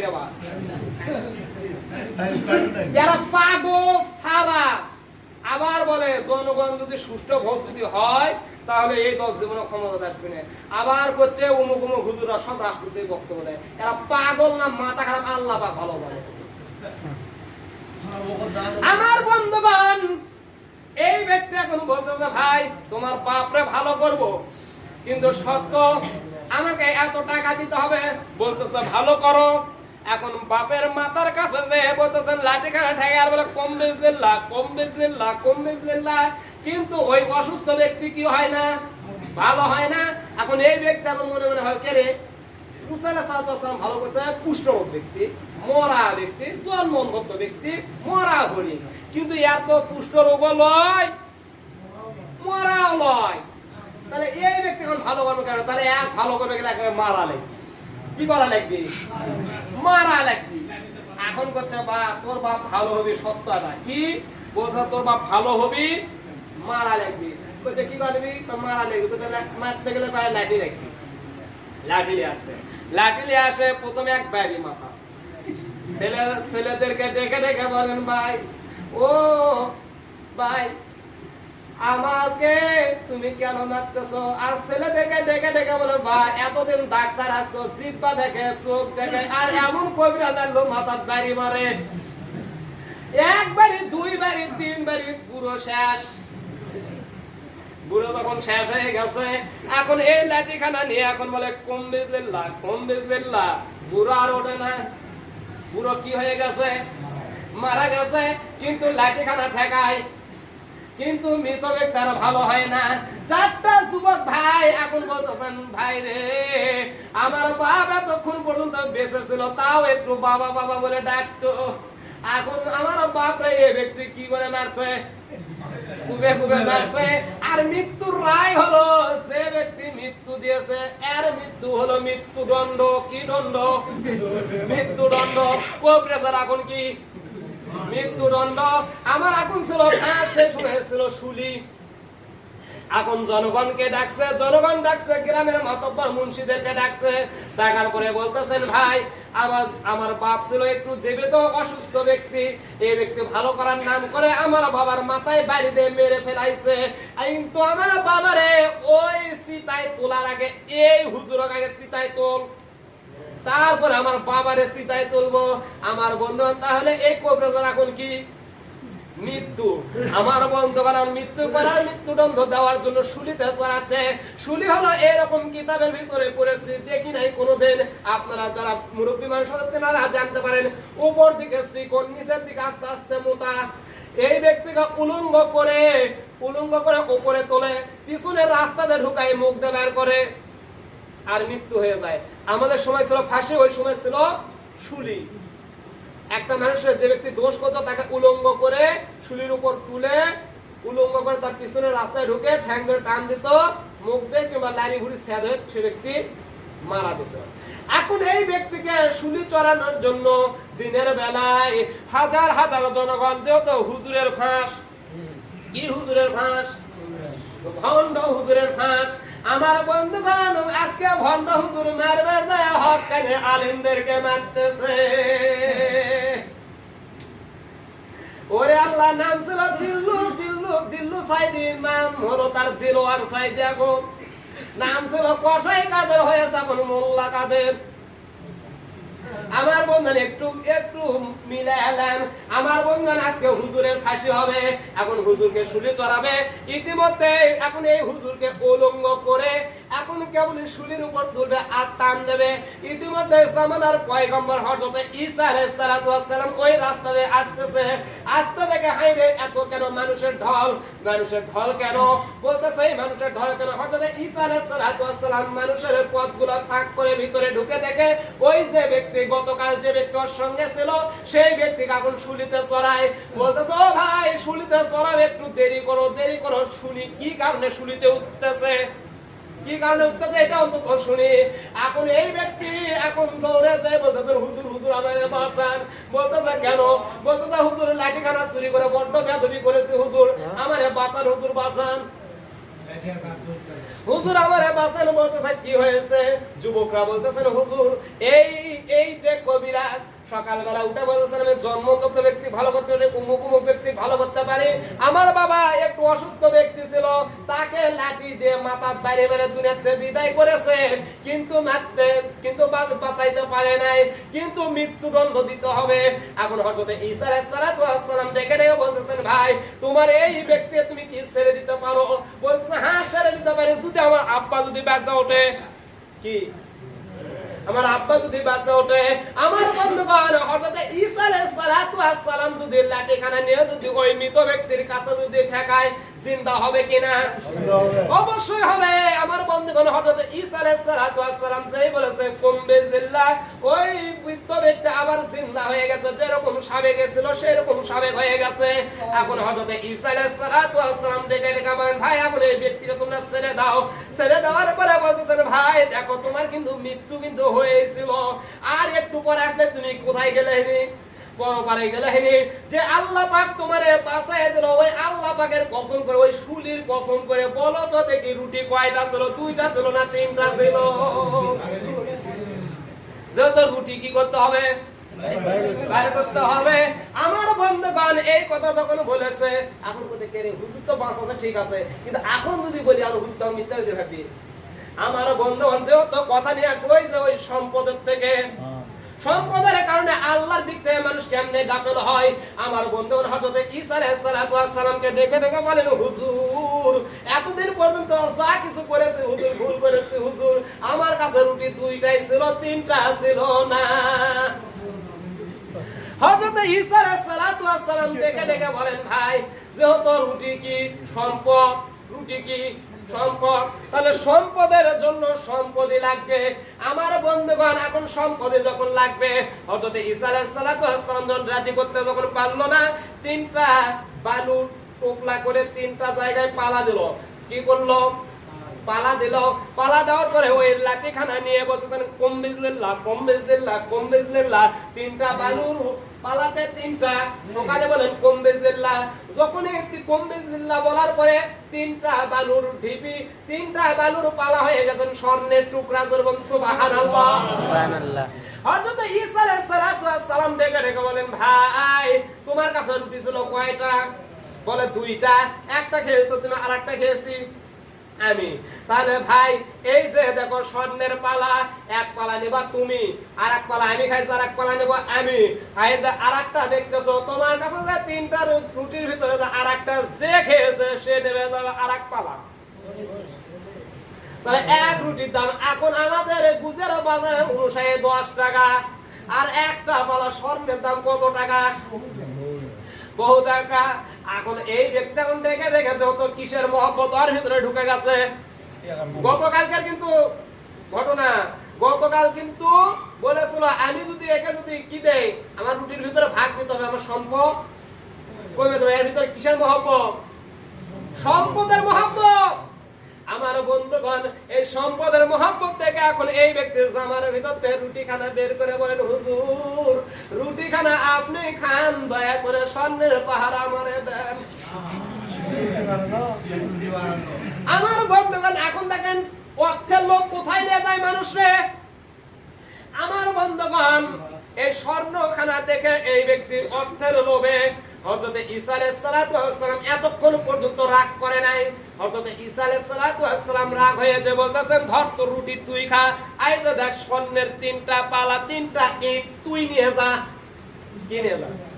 তুই না, তুই জানি এতজন তো সম্পদের ঠেকা, তুই 40 বিঘা আছে, তুই 50 বিঘা বানাবের সাথে ধরে তুই নিয়ে যা, নিয়ে যা। আজকে এগুলারই তো পারাবারি বাচ্চে। ওর 1 লাখ টাকা সবার 3 লাখ টাকা লাগবে, লাগবে। আমার বন্ধন এরকম হুড়োহুড়ি লাগছো, সম্পদ না পারাবারি লাগছো, লাগো লাগো। কোন সময় যেন আজরাইল যেন তোমার পাশে এসে যেন বলতেছো এখন।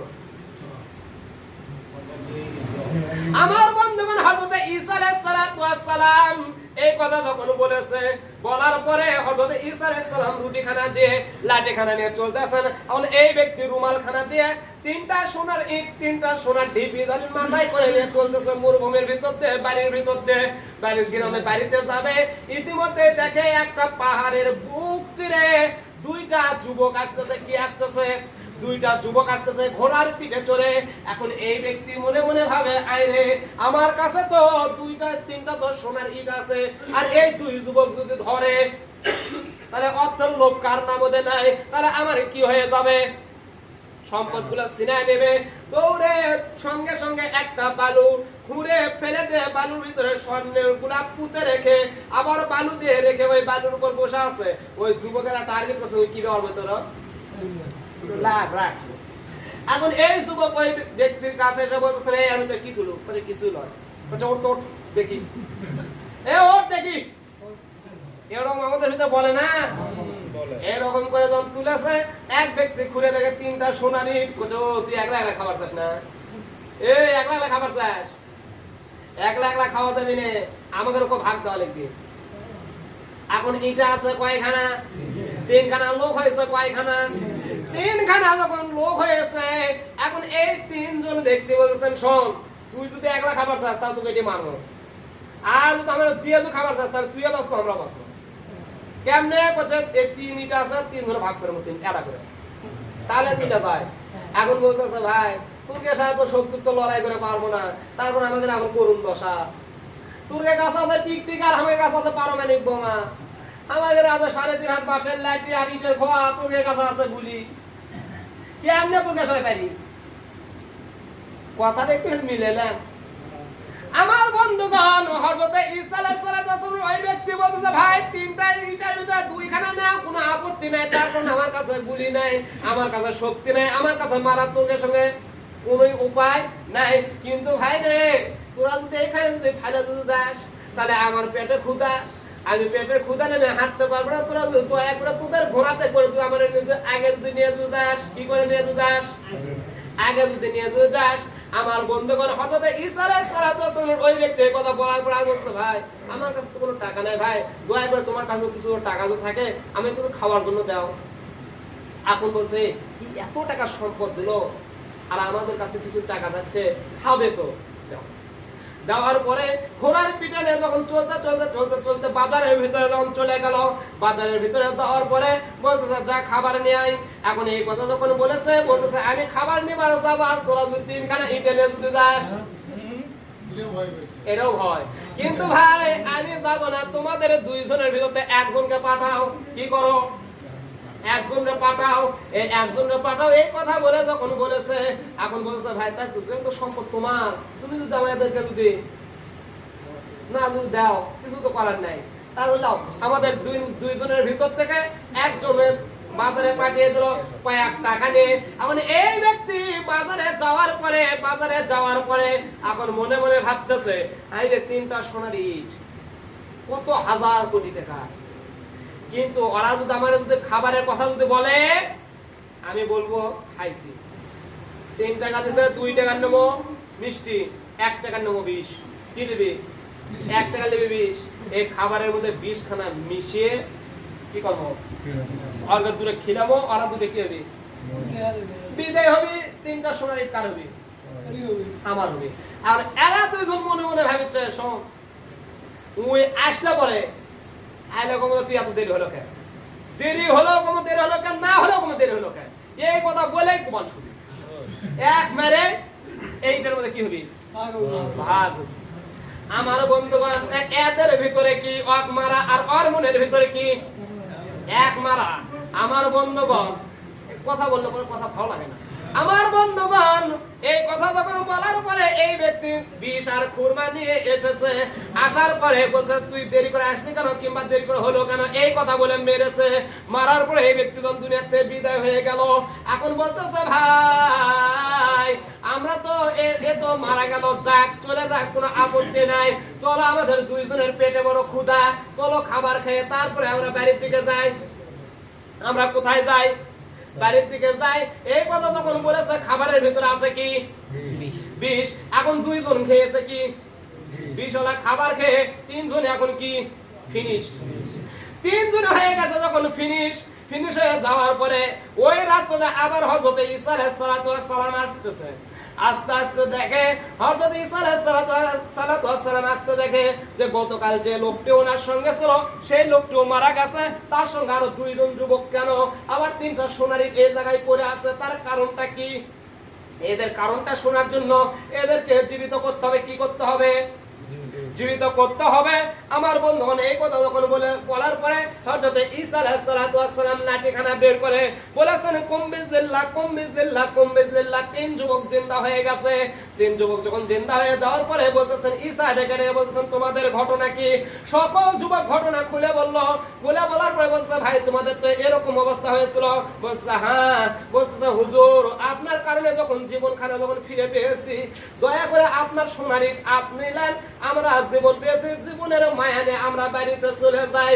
কিন্তু যে ব্যক্তি সম্পদের লোভে পড়েছিল ওই ব্যক্তি বলতেছেন হুজুর দয়া করে আমার ইট নেবেন না। কি করবেন না? নেবেন না। হযরত ঈসা আলাইহিস সালাম ডেকে ডেকে বলেন হায়রে তোর এত বড় সম্পদের লোভ, এত তোর সম্পদের লোভ কেন হলো? আল্লাহ তোর সম্পদ ধরুক, তোক ধরুক, কি করুক? সম্পদ ধরুক, তোকে ধরুক। এই না যখন বলেছে সঙ্গে সঙ্গে ওনার ওই 3খানা ইট নিয়ে ওই ব্যক্তি এখনো ঢুকতেছে। হযরতে নবী জনাবে নবী মুহাম্মদ রাসূলুল্লাহ সাল্লাল্লাহু আলাইহি সাল্লাম এই রকম করে যখন বয়ান যখন করতেছিলেন আর বলতেছেন ইয়া রাসূলুল্লাহ ইয়া হাবিবাল্লাহ হুজুর ওই ব্যক্তির এখন খবর কি? বলতেছেন ওই ব্যক্তি এখনো ঢুকতেছে, কিন্তু শেষ সময়ে আবার হযরত ঈসা আলাইহিস সালাম আবার যখন আমার উম্মত হয়ে যখন এই জমিনে যখন আসবে, আসার পরে আবার যখন আসার পরে আবার ওই বান্দার থেকে যখন ওই দোয়াটা যখন তুলে নেবে তখন পর্যন্ত ওই ব্যক্তির ডাবা বন্ধ হবে। আর যতক্ষণ পর্যন্ত হযরত ঈসা আলাইহিস সালামের ওই দোয়া তুলে যতক্ষণ পর্যন্ত না নেবে ততক্ষণ পর্যন্ত ও ডুবে সম্পদ ডুববে। তাহলে আমার বন্ধুগণ তাহলে আমাদের যে সম্পদের লোভ, যে সন্তানের লোভ, যে লোভে আজকে আমরা যেগুলা কাজ করতেছি, আপনার সম্পদ আপনি মনে করতেছেন পালা করে রাখতেছেন, ওই সম্পদ কাল কিয়ামতের ময়দানে মুসিবতের সময় আপনার গলায় বেঁধে দেওয়া হবে। আর ওইটারে বেঁধে আপনার শিকল বানিয়ে এনে আপনার জাহান্নামে নিক্ষেপ করা হবে।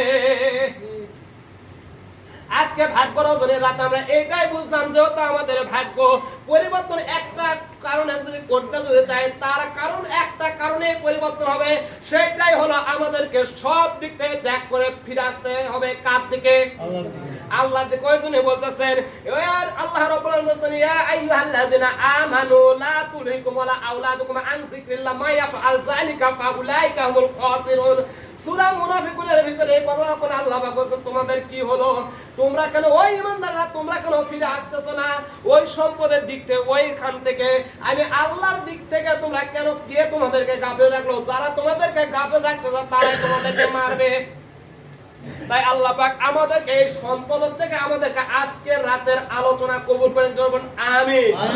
আর অবশ্যই দয়া করে আল্লাহ পাক যতটুকু আমাদের হায়াত দিয়েছেন এই হায়াতের অনুসারে আল্লাহ পাক যেন আমাদেরকে যেন এতটুকু হিসেবে যেন কবুল রাখে। আমি মুসলমান, আমার মুসলমানের ভাইয়ের যদি কোনো ক্ষতি হয় আমি এক মুসলমান দাঁড়িয়ে দাঁড়িয়ে দেখতে পারি না, এতটুকু চিন্তা রাখেন।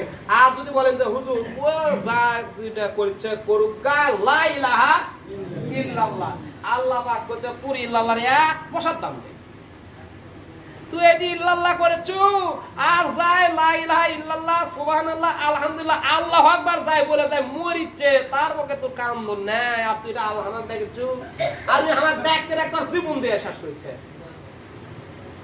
তাই আল্লাহর কাছে অবশ্যই আজকে রাতের অনুসারে আজকে আপনি কাঁদবেন, আজকে রাতে যত ইবাদত করবেন, আল্লাহ রাসূল বলেন আজকে রাতের ইবাদতটা আল্লাহর কাছে সবচেয়ে বেশি প্রিয়। আপনার আমলনামায় অনেক গুনাহ আছে, গুনাহ এমন কোনো মানুষ নেই যে তার গুনাহ নাই। যত আলোচনা শেষ পর্যায়ে সকলের জীবনে আমাদের গুনাহ আছে। আজকে আমাদের জীবনের এই গুনাহ খাতা আল্লাহর কাছে আমরা কাঁদবো। আজকে এই গুনাহ খাতা যদি মাফ করে নিতে যদি পারি, আর ফেরেশতারা যদি গুনাহ মাফ করা খাতা নিয়ে যদি আল্লাহর কাছে যদি যায়, আল্লাহ পাক বলেন হে ফেরেশতারা কোথায় গেছলে? বলতেছে গুজিয়া বাজার গাউসাপাড়া গ্রামে গেছিলাম। যায় কি দেখলে? বলছে তোমার বান্দারা যায় দেখি চোখের পানি ফেলে ফেলে মসজিদ কান্দে ভাষা দিচ্ছে। তারপর কি করছো তোমরা? বলতেছে আল্লাহ কান্দন দেখে আমাদের দয়া হচ্ছে, মহব্বত হচ্ছে, হওয়ার কারণে ওর জীবনের যত গুনাহ আসলো আমরা ফেরেশতারা তোমার হুকুম না শুনে বেমাক গুলো কোন শর্তে ক্ষমা করে দিচ্ছে আমরা নিজেও জানি। এই গুনাহ মাফ করা খাতা নাও তোমার কাছে চাও, তুমি কি করবা করো। আল্লাহ পাক বলছে তোমরা যখন আমার বান্দার কাম মন দেখে যখন পুরাতন ভুলে গেছো, 99% দয়া আমি আল্লাহর কাছে। তাই আমি আমার বান্দার কাম মন আমি দেখিনি, ইন্নাল্লাহ আলিমুম বিজাতি সুদূর, আমি বান্দার অন্তরের খবর জানি। আর তোরা যে সামনে দাঁড়িয়ে দাঁড়িয়ে দেখছো, এইতে তোর কাছে মহব্বত হয়, আমি আল্লাহ পাক যখন কাঁদে আর আমি আল্লাহ পাক ছটফট করতে থাকি, কেন আর কান্দিস কে? এত কান্দা লাগবি কে? কান্দিস না। আল্লাহ পাক বলে তোরা মাফ করতে, আমি আল্লাহ মাফ করছি। এর গায়ে খাতা ওলির খাতা লিখছি, তারপর কি করছে জানি এর গায়ে খাতা কাটিয়ে দিয়ে একবার জান্নাতে খাতা লিখছে। আজকে রাতে যতটা কাঁদতে পারে, আজকের খাতা যদি আল্লাহর কাছে যদি গুনার খাতার কাছে যদি যায়, তাহলে জীবনের কাম শেষ। আজকে রাতটা অবশ্যই মাফ করে নেওয়ার জন্য আল্লাহ পাক আমাদেরকে একটা সুযোগ দিয়েছে। অবশ্যই আল্লাহর কাছে আমরা বেশি বেশি করে কাঁদবো, বেশি বেশি করে দোয়া চাবো। আল্লাহ পাক আমাদেরকে কাঁদাকে আল্লাহ পাক কবুল করে নেক। ওয়া আখিরু দাওয়ানা আলহামদুলিল্লাহি রাব্বিল আলামিন।